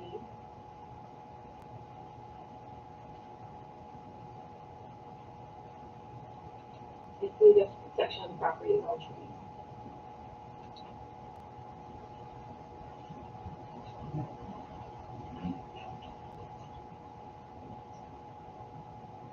Open the floor for any questions. Any questions from the board? Motion to open public hearing. Second? All in favor? Public hearing is open. Is there anyone here that would like to speak in favor of case ZNG-008-24? If so, come forward, state your name, address, and contact. Kenneth Smith, 121 Buell Drive, Lebanon, North Carolina, Smith Site Consultants. Same tract of land, just it had been annexed previously. We're trying to keep the same parcel from being split zone. Just wanted the whole parcel to be R5A. If you have any questions, feel free. Correct. Yes. This whole 23.5 acre tract will only be the 4 buildings, 96 units overall. So, yeah, that was my question. Yes, it is a challenging piece of topography. The closer we get to the creek, we do not want to disturb that dirt. I think you all have seen what has happened when people work too close to Rockfish Creek, and we don't want that. So, I appreciate that. That's a beautiful piece of property there. yes. It really, really is. It's going to complement those parcels. Okay. Anyone, thank you, sir. Anyone else in favor? If not, is there anyone against case ZNG-008-24? Motion to close public hearing. Second? All in favor? Public hearing is closed. Do we have a motion? I'll make it. You feel great. In ZNG 008-24, we recommend, the board recommends approval of the rezoning request to R5A Rural Residential District and finds that this request is consistent within the Southwest Cumberland Land Use Plan 2013 designation as R5A Rural Residential. Intended principal use of the land is for medium density residential. It does complement the future vision of the town of Hope Mills in regards to indicated future plans of the adjacent parcels. The economic and regional impact of the proposed development fits within the vision and long-term outlook of the area and in regards to economic development viability. Approval of this request is reasonable and in the public interest because the district requested is complements the proposed development of adjacent parcels in the surrounding area. We have a second? Second. All in favor? Seeing none opposed, motion carries. Moving on to our last case, which is under E. Case ZNG-009-24, initially zoned 4.96 plus or minus acres to CP/CZ,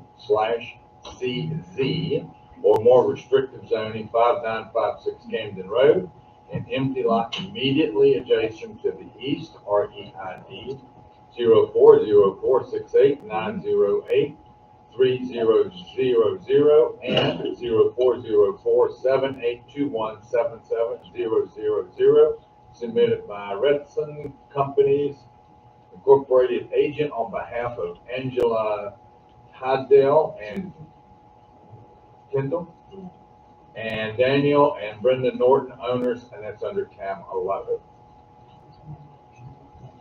Mayor, I got a question for when we get started. Sir? I got a question before we get started. On here, there's 2 different numbers. Does that make a difference? You got the subject ZNG-009-24, and then on the background information, you got case ZNG-008-24. Does that make a difference before we go any further on this?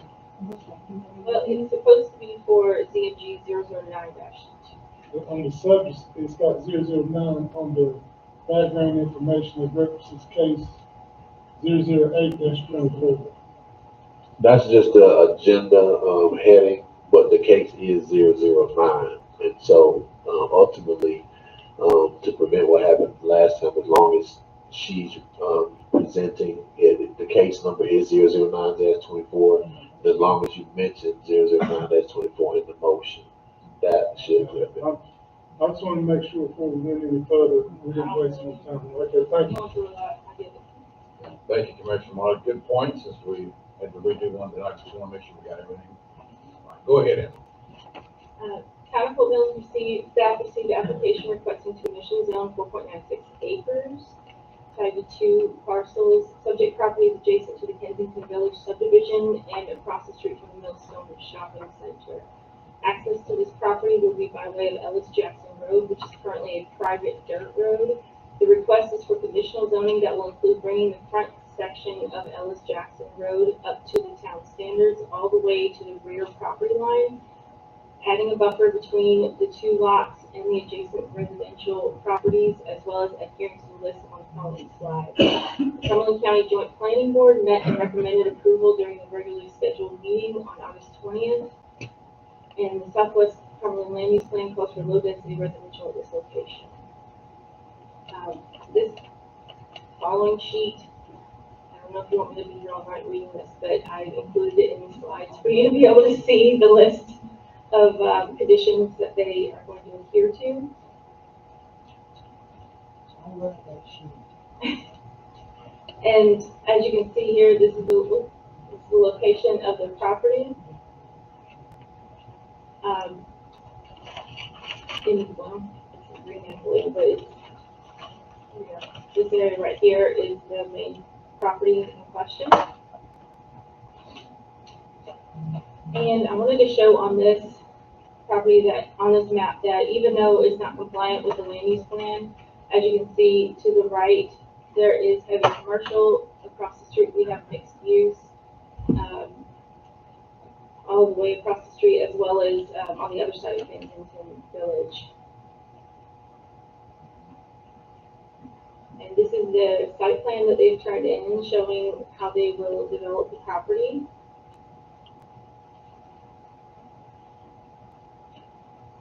And as you can see, water and sewer is across the street.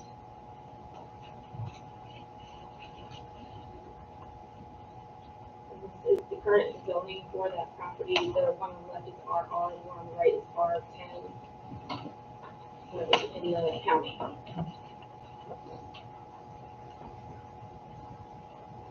And here is one of the views of the property. And as you can see, there's the daycare further down. They have the Culvers going in right there as well, across the street. And you can see the movie theater and the shopping center on the other side across the street. Yes, I believe Peachtree Realty. And this is the current single-family home that's on the property.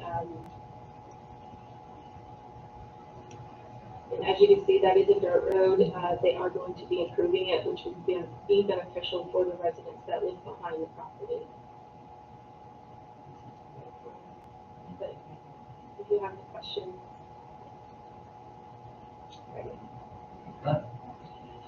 All right, any questions from board members? Okay. So Ellis Jackson, that was one of the roads, because it's county essentially behind that and everything. One of the citizens reached out because they couldn't get through with the flooding and everything. And that road it's a private road, so but I think this entryway getting redone will help them to a small degree. Further down, that's another story, but yeah. I think it'll also be beneficial in the other way that's where the stoplight is. Yeah, exactly, yeah. Yeah, because it's hard to get in there because traffic is constantly, so, yeah. But you can't see him doing that. I took my Wrangler into it before I had hip replacement. My car and I had to stop. But that's county road, so we can't really do anything. I've been there today. But if there's a portion that they're going to pay for the everything. The front portion, it's just the front portion. Just that front piece. It should be that halfway through.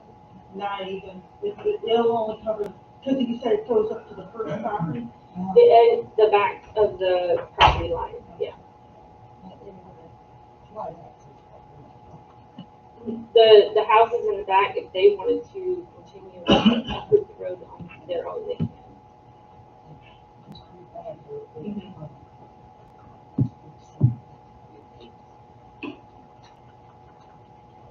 Okay. Anything else? Motion open for the public hearing. Motion. Second, all in favor? Public hearing is open. Does anyone here like to speak in favor of case ZNG 009-24? Please come to the podium, state your name, address, and comments. Good evening, Greg Stewart, 2017 Lord Stewart Road in Broadway, North Carolina. I represent Retson Company. We're a commercial developer out of the West End. With me tonight is Mr. Matt Louder for Bowman Engineering. Should we be lucky enough to be rezoned, he will be the engineer responsible for the project. I'm here just to answer any questions, just to give you a little bit of backstory how this happened. We came under contract for the property. We don't do a lot of initial research, which is why Bowman was here. They reached out to NCDOT. If you're familiar with the area, you know there's a road widening project that's going there, so really just to make sure it was feasible. When we reached out to Cumberland County, they suggested us to Hope Mills for the annexation for the utilization of the sewer and the water. So this entire process has led us to tonight. As she said, the overall goal, if you can put the site plan or just, please keep in mind this is very early stages. A lot will determine exactly what we can and can't do, survey, environmental, what we have to do with stormwater. The overall goal of those 3 parcels. 3 users, as you can see, 1 on the left of Ellis Jackson, 2 on the right. We do have users that have reached out and are interested in the area, but no leases are in place. So in these cases, we generally find it more beneficial to restrict uses. A lot of people don't want vape shops and all these different noxious uses that are going in. So that's the list of things that we know are not going to be there because we don't develop for those types of users. Happy to answer any questions from a development standpoint. As Millstone 14 across the street with the DOT road widening from the increased commercial traffic, we believe this is a great area for commercial development, highest and best use of the land, which is what we believe. But like I said, if you have any general questions, happy to answer them. And Mr. Louder is also here as well. Commissioner Leck, go ahead. Chancellor, who will be responsible for the sidewalks around that property? Per subdivision ordinance regulations, we enforce the requirement for the sidewalks.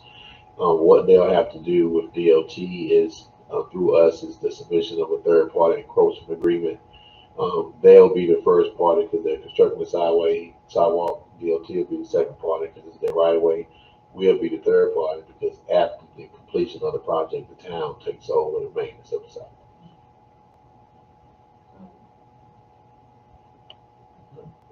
All right, Commissioner Leck, Commissioner Scroll. Correct me if I'm wrong, is this one of the locations that I'm hoping is going to? I knew that question was I think I coming. was sitting in the planning meeting when you were Yes, there. ma'am. Yes, ma'am. I knew that question was coming. We don't have any leases in place. And I can tell you that the retail establishment mentioned in the original planning meeting are one of the people that are very interested in this property. Very Until I have someone to lease me, I don't like to make promises because for whatever reason. But yes, they are. Okay, yeah, without saying too much, yes, I understand. Okay. So we have an idea? I have an idea. Excellent. Okay. Well, I will tell you, any other questions, comments? I will tell you that there's been a lot of interest in the development of this track from a lot of folks around Hope Mills.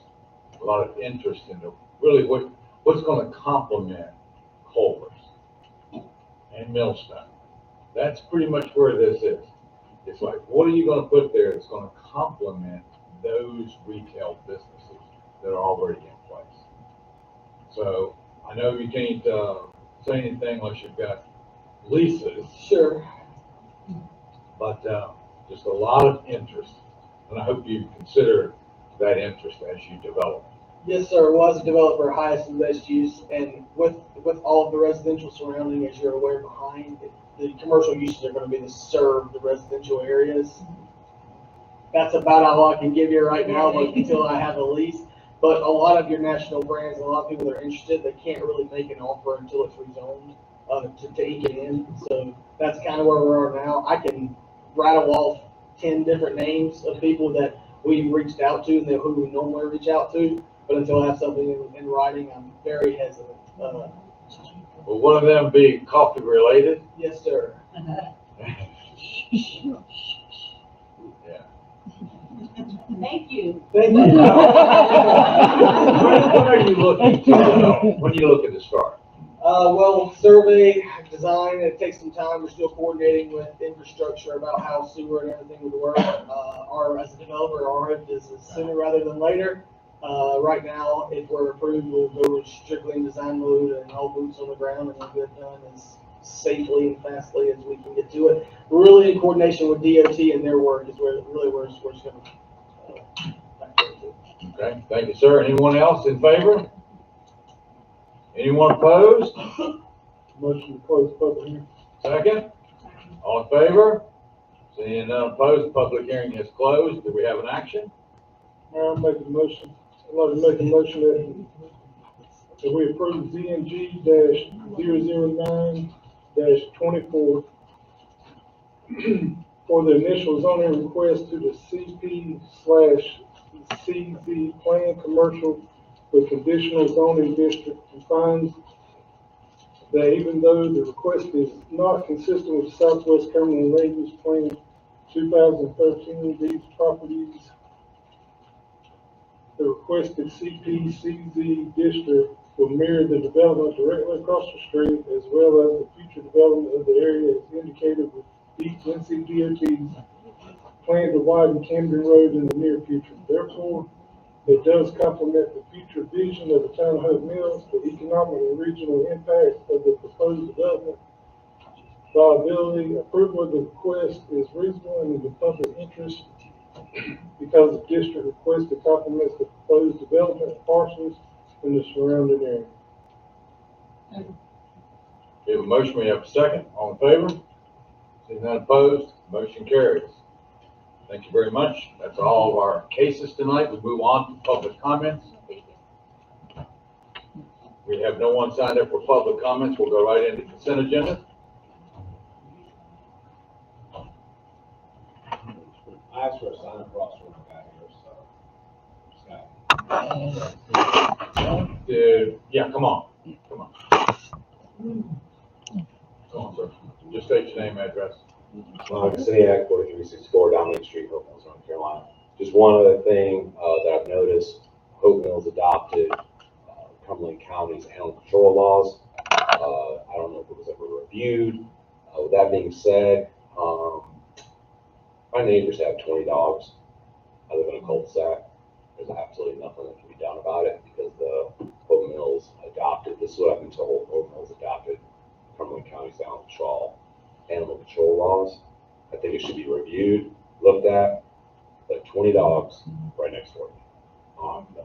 Nothing can be done about it because animals and non-animals you can have in Hope Mills. So 20 dogs. 20 dogs. Animal control's been out there. There's nothing they can do. I called Cumberland County. Cumberland County said, I actually was being a smart aleck on the phone. Said, well, can they have 1 million dogs? And I was told yes. Yes. 1 million It would dogs. be possible for you to check it out, Chancellor? I'll get with Chief and we'll discuss it tomorrow.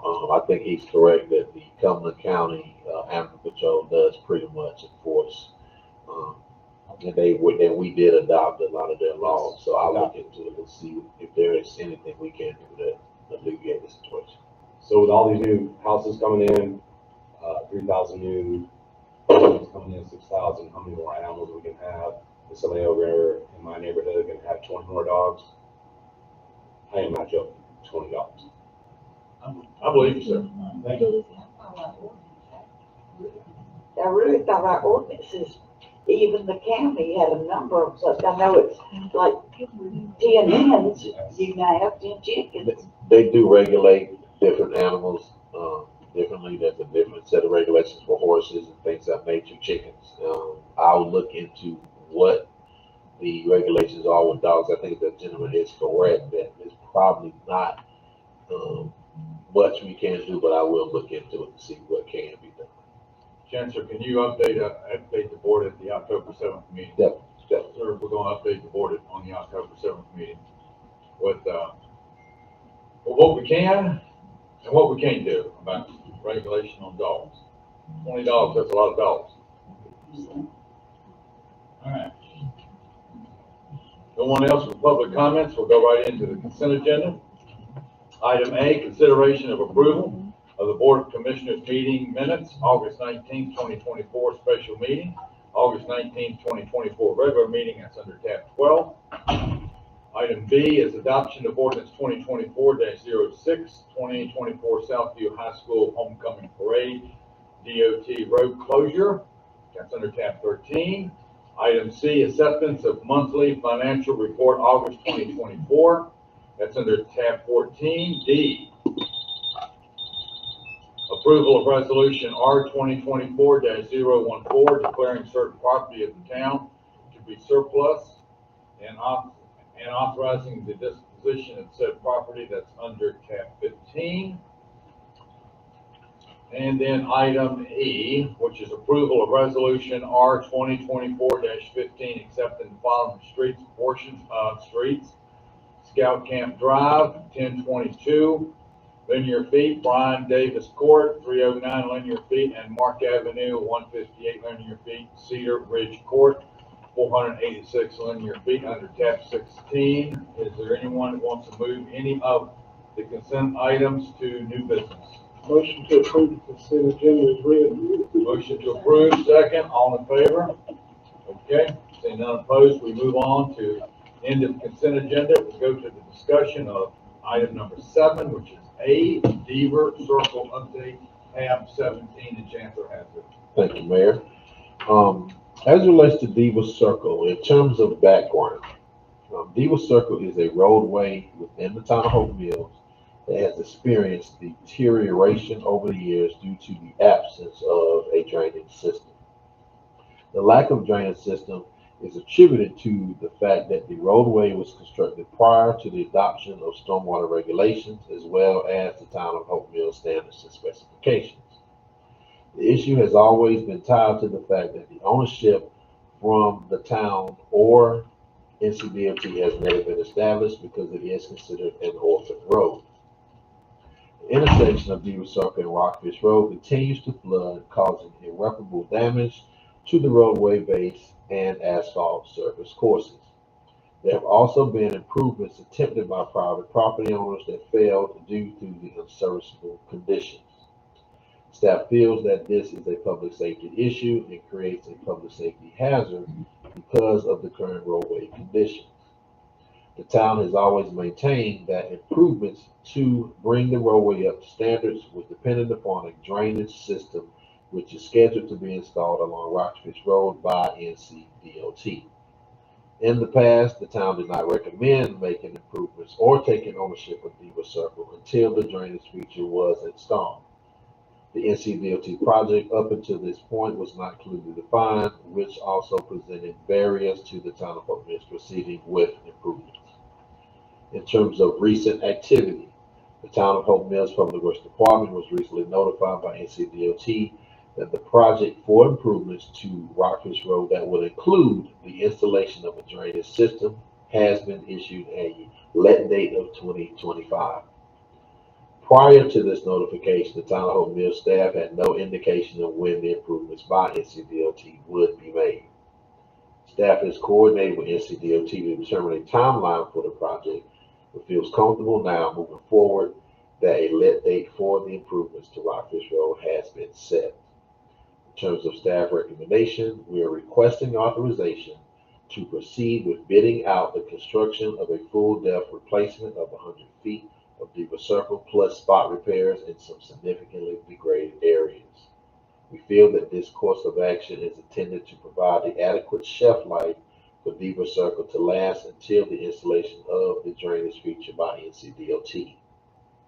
Staff would still need to bring the bids back to the board at a later meeting for authorization to start construction, which would include a resolution that would not entail the town accepting ownership as a result of the recommended improvements.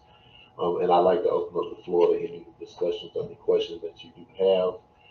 And Public Works staff is also on standby to answer any other detailed questions. Any comments from the board? We'll start with who wants to jump first. Okay, Commissioner Lake. I drove through that water to come here tonight.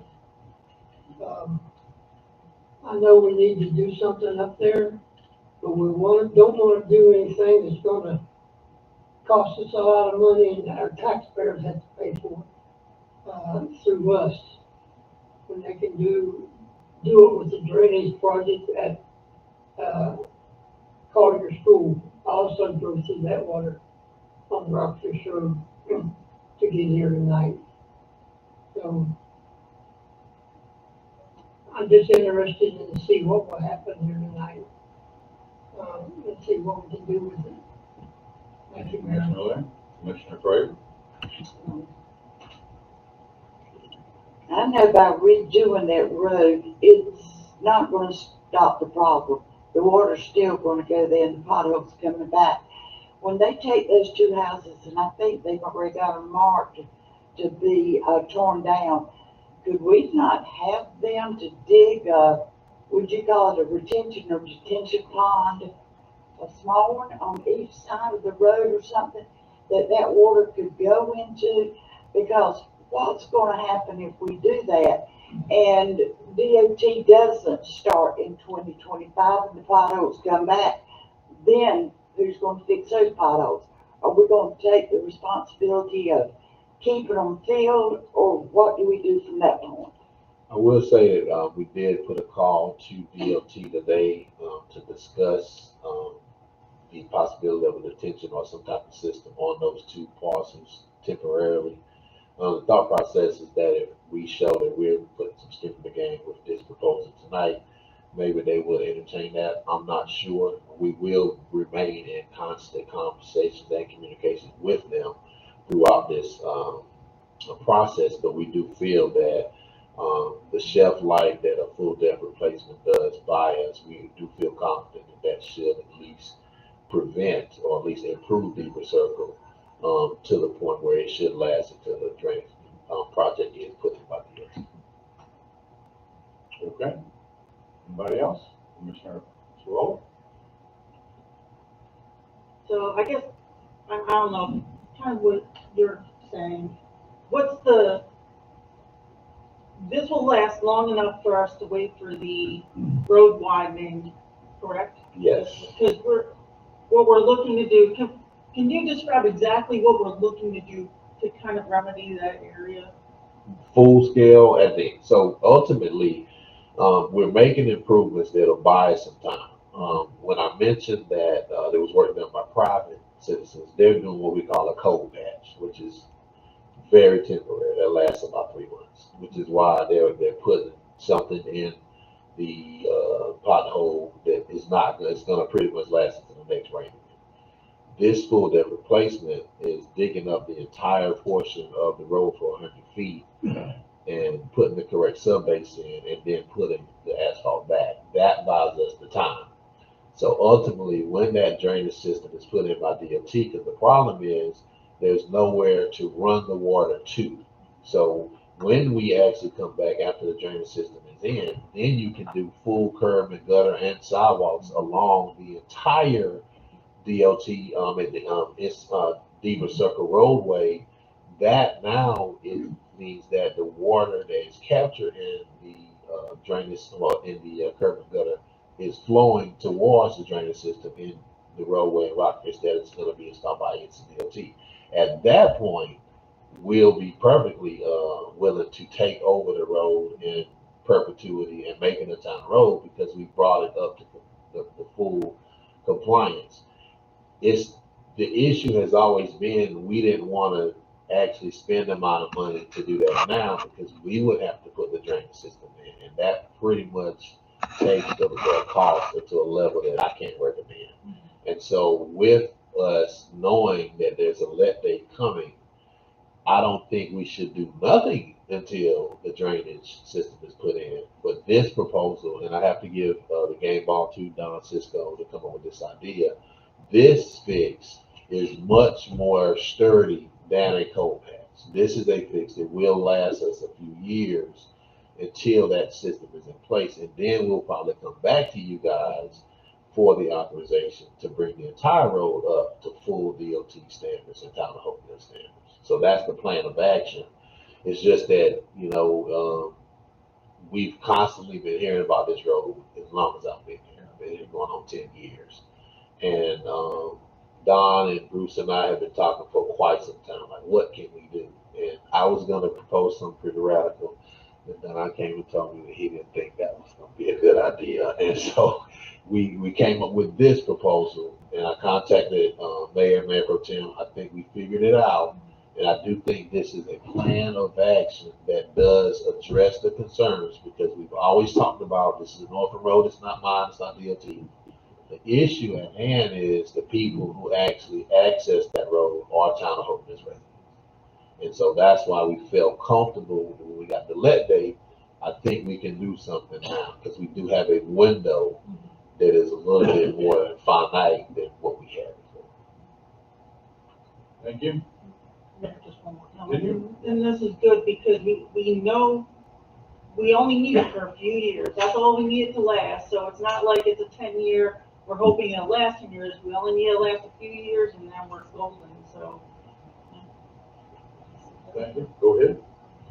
Approximately how much do you think that this might cost us? I'm not at liberty to say that because we do have to go through a bidding process. Okay.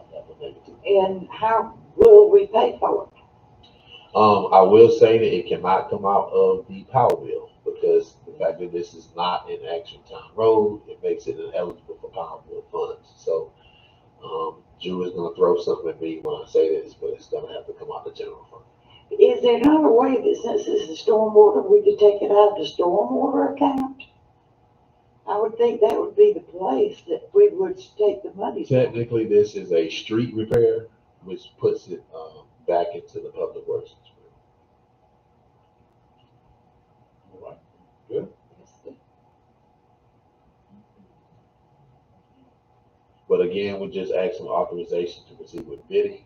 More than likely, it'll be the second hearing on October 21st before we bring it back, because of procurement rules, you have to bid it out for 2 days. And so I don't think it'll be ready. The bids will be ready by October 7th. So we'll probably come back to you on the 21st. But we're gonna have a resolution to approve with the bid that does basically speak to the fact that we're making the repairs, but this does not constitute that we're taking the ownership of it at this time. Again, once we make the full improvements, that's when we'll be ready to take it on as a town road. But that resolution has to be adopted at the time that we're asking for the approval to start the construction once the bid is received and bring it back. Thank you, Chancellor. Yeah. Go ahead, Commissioner Laird. Drew, can you find that kind of money? Well, we haven't bid it out yet, so I don't even know how much we're talking about. Gotta bid it out. You're only approving tonight. Do we want to take it to bid or not? Just gonna approve the bidding process tonight, see where we go.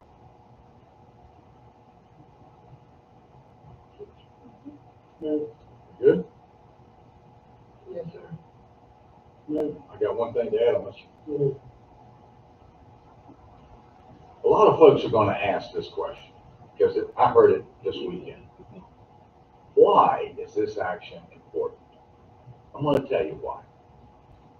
There are 2 roads, Beaver Circle and Applegate, that connect to the following neighborhoods that I'm getting ready to read off.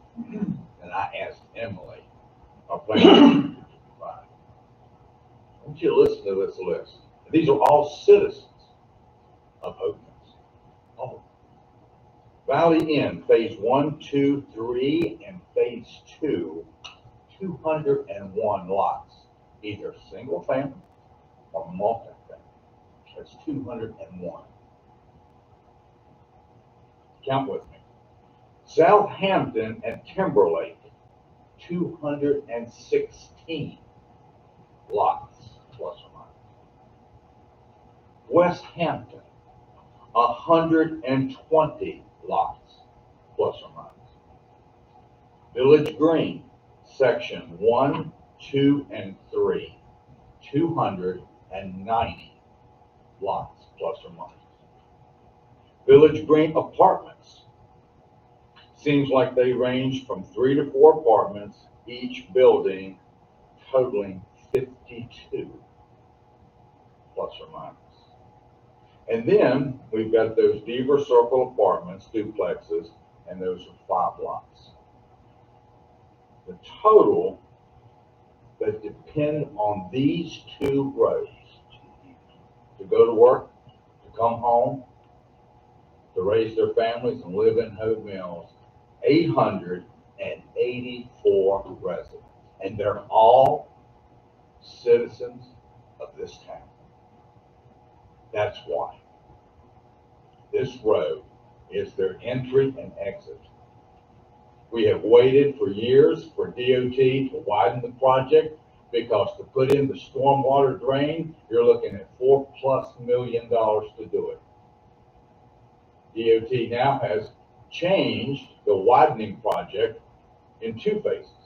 You got phase 1 above the bow tie, and now phase 2, which is Deaver Circle, below the bow tie. Once that changed, we knew that we could not wait 4 more years and for this road to continue affecting 884 resident lots. Because that road, when Debbie came through, just like tonight, if those holes were not filled right now, you would have cars in the dark entering Deaver Circle, busting wheels and axles. A lady did that during Debbie. The USA storage business right there has been paying for several years to coal patch Deaver Circle. He's paying for it himself because it's an orphan road, because no ownership. He's been paying for it himself to benefit 884 lots. Enough's enough. I commend Don Cisco and Bruce and our town manager for coming up with an action plan that's viable. So when we look at what this project benefits, who it benefits, and all of these folks are tax-paying citizens of this town, every one. So when you think about the cost of a public safety road,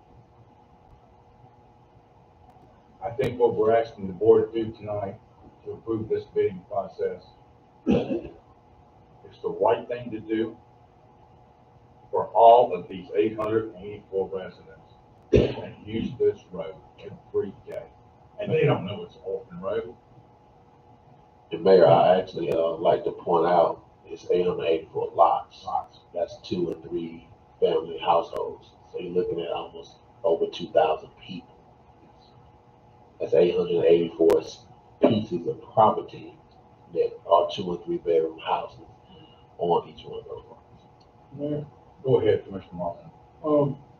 I agree with everything that you said, and it has been an issue for a while. If it's appropriate, I'll be able to make a motion that this board authorize the Town of Hope Mills Public Works staff to proceed with bidding out the construction of a full depth replacement of 100 feet of Deaver Circle plus spot repairs of some significantly degraded areas. We have a motion. Do we have a second? All in favor? I can't, if I could vote, I would vote. Motion carries. Thank you very much. Thank you, Brian. Under old business, item A, consideration approval of FAMPO boundary assessment update and memorandum of understanding. That's under tab 18. Either Chancellor or our liaison, Commissioner Sawala, can comment either way. I'll grab it. This is basically a request for all the municipalities and the FAMPO MPO to reapprove the MOU that was previously approved in June.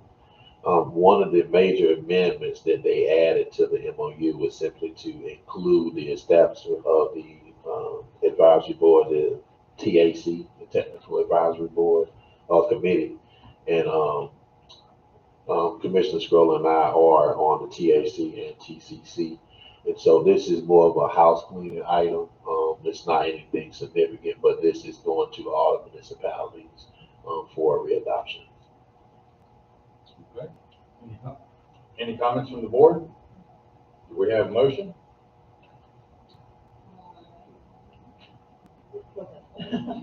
Make a motion to approve the updated, MOU. Okay. We have a motion, we have a second. All in favor? Seeing none opposed, motion carries. We move on to item number 9, new business. Item A, consideration and approval of budget amendment number 7 for $34,400 under tab 19.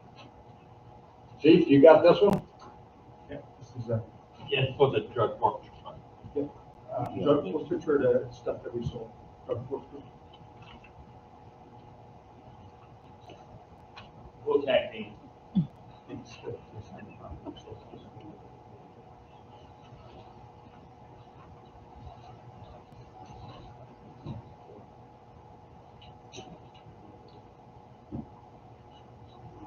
for the CSS thing. Yeah. Okay, so this is for the equipment for the 2 crime scene investigators. That equipment is expensive to process crime scenes, but it's paid for by drug funds, so it's not costing the town anything. It's money that we seized for proceeds of criminal activity, as well as selling some property that we had from the federal government that was been at the golf course for years and not being used. We were able to sell that for quite a bit of profit, because that didn't cost us anything either. So we're paying for all of that with drug funds or selling our property. Okay, thank you, Chief. That's all under amendment number 7.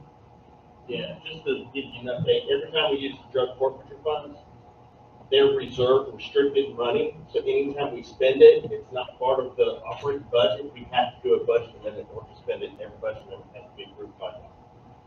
Mayor, motion to approve budget amendment number 7 for $34,400. Second?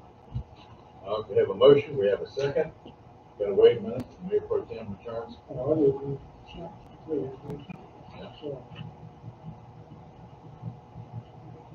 Chief, during the, I'm gonna call it vacant time here, I wanna compliment you on building up the police force to where it should be. I think you've done a great job. And, I think you've brought a lot of years of experience, like the mayor said a while ago. There's a lot of years there. And that's where we didn't fill spots open, we filled experience that we didn't have right now. Thank you very much for that.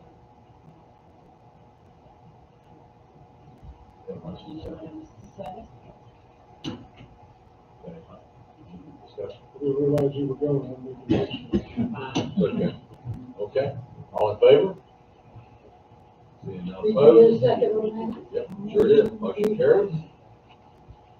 Hang around, Chief. We got item B coming up.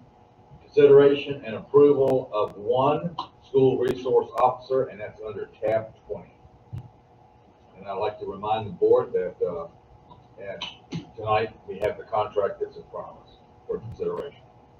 So originally, when I did the initial assessment, how many SROs we would need, it would be 1 for the high school, 1 for each middle school, and we have 4 elementary schools. So there would be 1 SRO assigned to 2 elementary schools, the other SRO to 2 elementary schools, and a supervisor that would be tasked with filling in if somebody was out sick, scheduling, checking on the traffic control officers, scheduling all the extra duty details, which, by the way, there's probably at least 1 a night in the school, so that's quite comprehensive. So at the time, I think the school was probably a little skeptical that we were going to get this up and running as fast as we did. Well, we did it, and I went back to them and said, hey, we could really use that additional SRO, because right now our supervisor isn't really supervising. She's covering the elementary schools. So they agreed to it immediately, and there were, you got the contract. It's completely funded by the school. The salary is completely funded. They'll pay for the $3,000 towards the equipment, just like they did with the rest of the SROs. So in that regard, it won't cost the town anything, other than entering the contract. The only expense will be is we will need a vehicle, for the SRO, but that will be a lease as well, so, what's the average lease? It's about 14,000 a year. 12,983, I think. I think it's 12,983 completely equipped. So, we did get a quote. We would purchase it again from the dealer that has them. We found a dealer, thankfully, that has them. So, they can't even tell us when they would be built at the factory. We have a dealer in South Carolina. We purchase it. Enterprise reimburses the town for the complete amount, and then we just pay the lease. The same car that we have, is it the same model that we have? It's the Ford Explorer. Yeah. That's what I was trying to say. Yeah, they're standard, just the police Ford Explorer, it's really one of the only vehicles we can get. They don't make the cars anymore, fortunately. Any comments from the board? I'll make a motion to approve one additional school resource officer. We have a motion, we have a second. Before I call for the vote, I want to say that Cumberland County Schools and the school board are very appreciative of the efforts that we have taken and what we're doing for school safety and for community safety.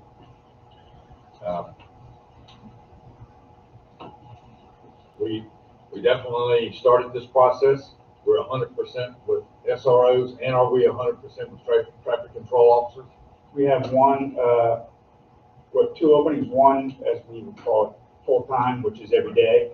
But we're in the process that somebody's been identified and hiring, or going through the HR process. We have an interview tomorrow for the part-time, which is the fill-in if somebody's sick, and we fill in that position tomorrow. Thank you, Chief. I'd also like to say, not only the school board, but the county commissions supported the school board funding to be able to fund this position for us. So I'd like to add that to it as well. Did you get a second on that motion? I did. We've got a motion, got a second. Now we're going to call for the vote. All in favor? Seeing none opposed, motion carries. Thank you, Chief. We have a special detail at 4:15 this morning. I got to come back for it. If you don't need me for anything else, is it okay? You're good, Chief. Yeah, we're going into committee liaison reports and we're done. Thank you, sir. Item 10, we go into committee liaison updates on committee activities. Item A is Commissioner Marlin. I attended the Historic Preservation Committee's last meeting. They're in full plan mode. They're finalizing the Old Mill Festival, the activities for the luncheon. Also, they are finalizing for the Christmas activities. They do a lot with the church. They decorate the church. They have, they do a festival of lights. People can make it down that far. They have really nice decorations, and they work hard on those two events. So, like I said, they're finalizing that.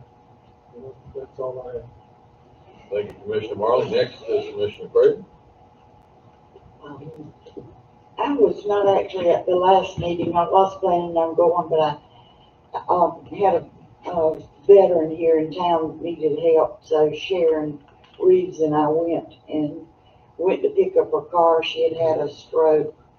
And I think Joanne helped her the first day with her dog. So Sharon and I went to the VA to pick up her car. And I'm going to tell you something funny now. There's not that many people here. We went to pick up the car, and I was told, take a right, go to the emergency room. It's the first car in the group. So when we got there, Sharon said, well, there's no cars over there. Let's go left. There's cars down there. And I said, okay. But the emergency department is not down there. So we went down there, and sure enough, there was a red car like hers. And I had her fob. I got out and did that. the car door open. I got in, couldn't get it started. Here comes the bells on and the horns are blowing. And I'm trying to get it off. I mean, this isn't like 5 minutes. We're looking at an hour here now that nobody coming out of the hospital checked that we were in the wrong car.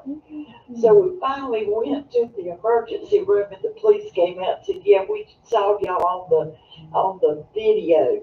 And we came out there and Sharon was looking up on her computer and it says, well, open this up and open that up. But I took everything out of the console. Here I had it in my hands. Got out, shut the door. The door would not open. Then I went and sat down in front of the car and I said, this is not a Toyota, it's a Chevrolet. So we were trying to steal the wrong car. Thank goodness we had nice police officers over there. And so when they called the girl down or the lady down, one of the nurses came and took care of the noise. And I looked at her and I said, and here's your stuff we've got. So I felt like an idiot. But we got the car and got it back home. So that was, my daughter called me the next morning. She said, well, what is the car sting or the car people going to do, stealers going to do tonight? I said, well, I think we'll stay home tonight. But anyway, that was trying to help somebody. That's the reason. We just think it's funny now, but it wasn't real funny then. All right. In old business, Lamarco sent me the minutes, which was very helpful. I can report it. He gave an update on the Heritage Park. The completion date of that has changed due to the rain and the delays in permitting. And the next one was Reed's Journey. The picnic area has been completed. The Liberty Swing has been delivered and it's ready to be installed. Quotes are being solicited for the landscaping around the playground area. And I think Woodman Life Insurance, they're donating trees for the landscaping. The sports complex and senior center, the conceptual floor plans have been completed that shows the senior center, tennis, pickleball courts, amphitheater, skate park, multi-purpose ball fields. The Lake Park parking lot contracting negotiations for the design of the parking lot renovations are out, I guess, for bids or whatever. And then for fall sports, there was 1,096 children that are participating in fall sports. And registration runs from October the 1st to November the 27th. Okay. Thank you very much. I guess it's my turn. Commissioner Legge next. Yes, we had a very good meeting. And what we discussed was they're trying to get ready for the Christmas parade and hot chocolate and cookies and all that. So they're working on all of that, and they made the assignments and volunteers that were going to do those things. And I think that group works very hard. They also want some signs that's going to cost a little bit of money, and I don't know how much yet. So I'll bring that back to you when I get it. Okay. Thank you. Thank you, Commissioner Legge. Commissioner Squall. Thank you, Mayor. So I have a couple of things. So let's start at the beginning. So, all right, so my Veterans Affairs Committee, we unfortunately did not have a quorum, so no business was discussed. For Cumberland County Air Quality, the Ambassadors Committee, that was the same night. We had National Night Out, but I was able to get with them earlier in the day so they would send me the information. Essentially, the only thing that they came up with was they're trying to get more air quality sensors placed in different areas to track essentially the smog in different areas. That was really the only thing they put out. It has a map, and they're just trying to get as many areas covered as possible to test the air quality. That was it for air quality. For FAMPO, we had a brief meeting. It was like a special meeting. We had to do it over phone. I was actually in the planning review when they called, and I had to run outside because no one else was available, and we needed a quorum. It was just something, essentially for a lot of these projects around Cumberland County, they award stuff on a point system of their priorities and how stuff is going to get done in the county. And there was one project, let me see if I can pull up what the specific project was.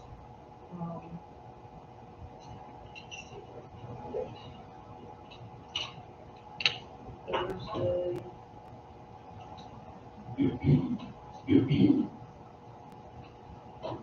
I can't find it. I'd have to re-look through my emails.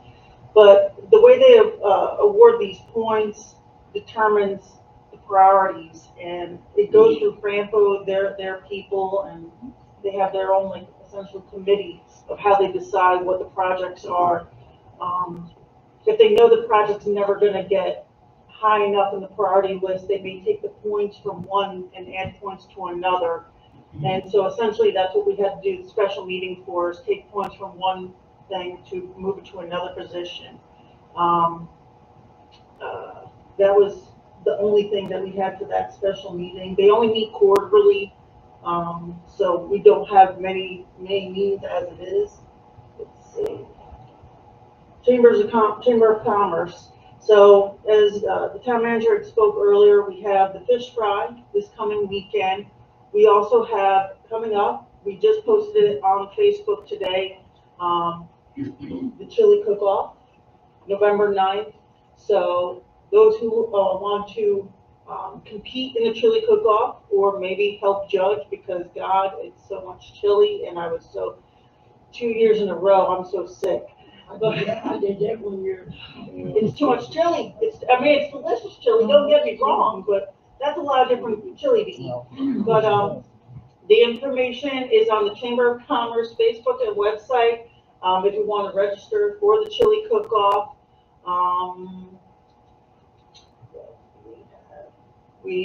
I attended the groundbreaking for the new Wawas. So I'm going to have to get you into the goodies that I acquired. So that will be after this meeting. But they're really well received. They were so excited. I mean, it was really a great event. It was like right after my hip replacement, so the struggle was real, but I wasn't gonna miss it. I was like, I'm here for the Wawas, I'm here. So it was a really good event. What else do we have coming up? I know Culver's will be having their grand opening. Not sure about ribbon cutting for them yet. Discount Tire, they're not requesting a ribbon cutting, but they're going to be opening it soon as well. Let's get specific date. Freddy's? What about Freddie? Freddy's?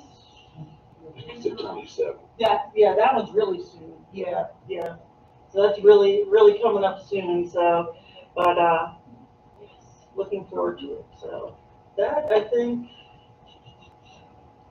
that's like my 50-meter target. I think that's the closest stuff. So. Okay.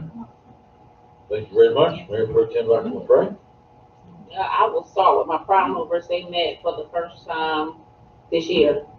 We had full participation, and they're just trying to get reestablished. They do want to possibly do a food drive on the 9th of November, the same kind of mimicking what we're doing Saturday. We usually do something for Thanksgiving and not waiting so close to Thanksgiving. They also are trying to prepare and get ready to participate in Trunk or Treat. They may possibly partner with I think they're called the Fayetteville Next, the Millennium Group of Fayetteville, for doing something for Christmas. And they're just really trying to get together, maybe plan big events maybe every quarter. So just again, just trying to get reestablished. one of the gentlemen is a part of a fraternity, and we talked about partnering with them for some possible nonpartisan voter registration events. Arts and Culture Committee, we did not meet in August because of the storm, because of that. We did meet Thursday night, and Town Manager Chancellor McLaughlin came, Parks and Rec Director Lamarca Morrison came for part of the meeting, and we asked the chair and co-chair of the Appearance Committee to join us, as well as Michael Houck of the Arts Council. And what we decided to do, and what we're trying to do, is we get a municipal arts allocation. We get funded for that, and so what we're trying to do is maybe use that allocation and partner and use our funding to come up with some really nice big projects. And so after lots of discussion, I think we may try to, and I'm sure they'll probably have to come back to the board for approval, to do murals on the sidewalks by the lake. And Michael can help us put a commission out for artists, and they can give us ideas of things that we want to see there. But they talked about maybe leaving segments of the sidewalk clear for children to temporarily draw and put, chalk and draw some things on the sidewalk as well. And also thought about some of our gateways and maybe try to get a piece of public art to go at one of the gateways. But right now we have to see how much all of those things cost. We do know that there are two big projects, but I think there would be, there'll be good things to do. So we talked about that, and there's a larger project that we're trying to partner with the Arts Council for a really big mural out by the lake that we can't meet until January to kind of discuss that in a little bit more detail. And the project, if we do win that grant, the project would not start until 2026. But it's very expensive. It's a lot of steps we would have to go through, but it sounds like it would be a great opportunity for the town. So that's long term. Michael went back to his office and sent us a lot of information, which I sent over to the committee and the Appearance Committee chair and vice chair, as well as my committee. And that is all that I think I have. Okay, thank you, Dr. McRae. Then it's down to me. The last Mayor's Coalition meeting was August the 2nd. It was in Linden. It was a really nice meeting with a packed agenda and a packed house. The meeting agenda and the minutes from all of the Mayor Coalition are on our town website for transparency and for public viewing. These minutes won't be ready until the next Mayor's Coalition meeting, which is coming up. And that will be right here in Hope Mills, November 1st. And we'll do it over at the Public Safety Center at 7:30. So that's pretty good. Economic development seems to be the target of discussion. That and some of the garrison stuff that's happening at Fort Liberty, and some roundtable comments. And I would like to recommend that anybody who wants to look at the minutes from the Mayor's Coalition, from all 9 mayors, to go to our town website, and you'll find them posted there, and actually has them posted. Wednesday afternoon, I'll be traveling to Wilmington this week for Wednesday, and Thursday is the North Carolina Mayor's Conference. That's this week.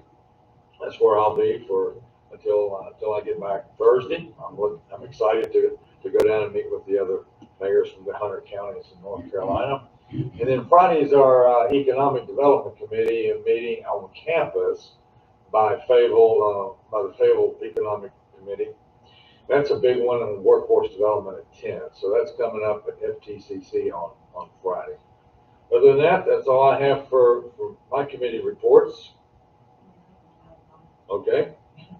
So one alibi, because I'm also with the Christmas Lights Committee.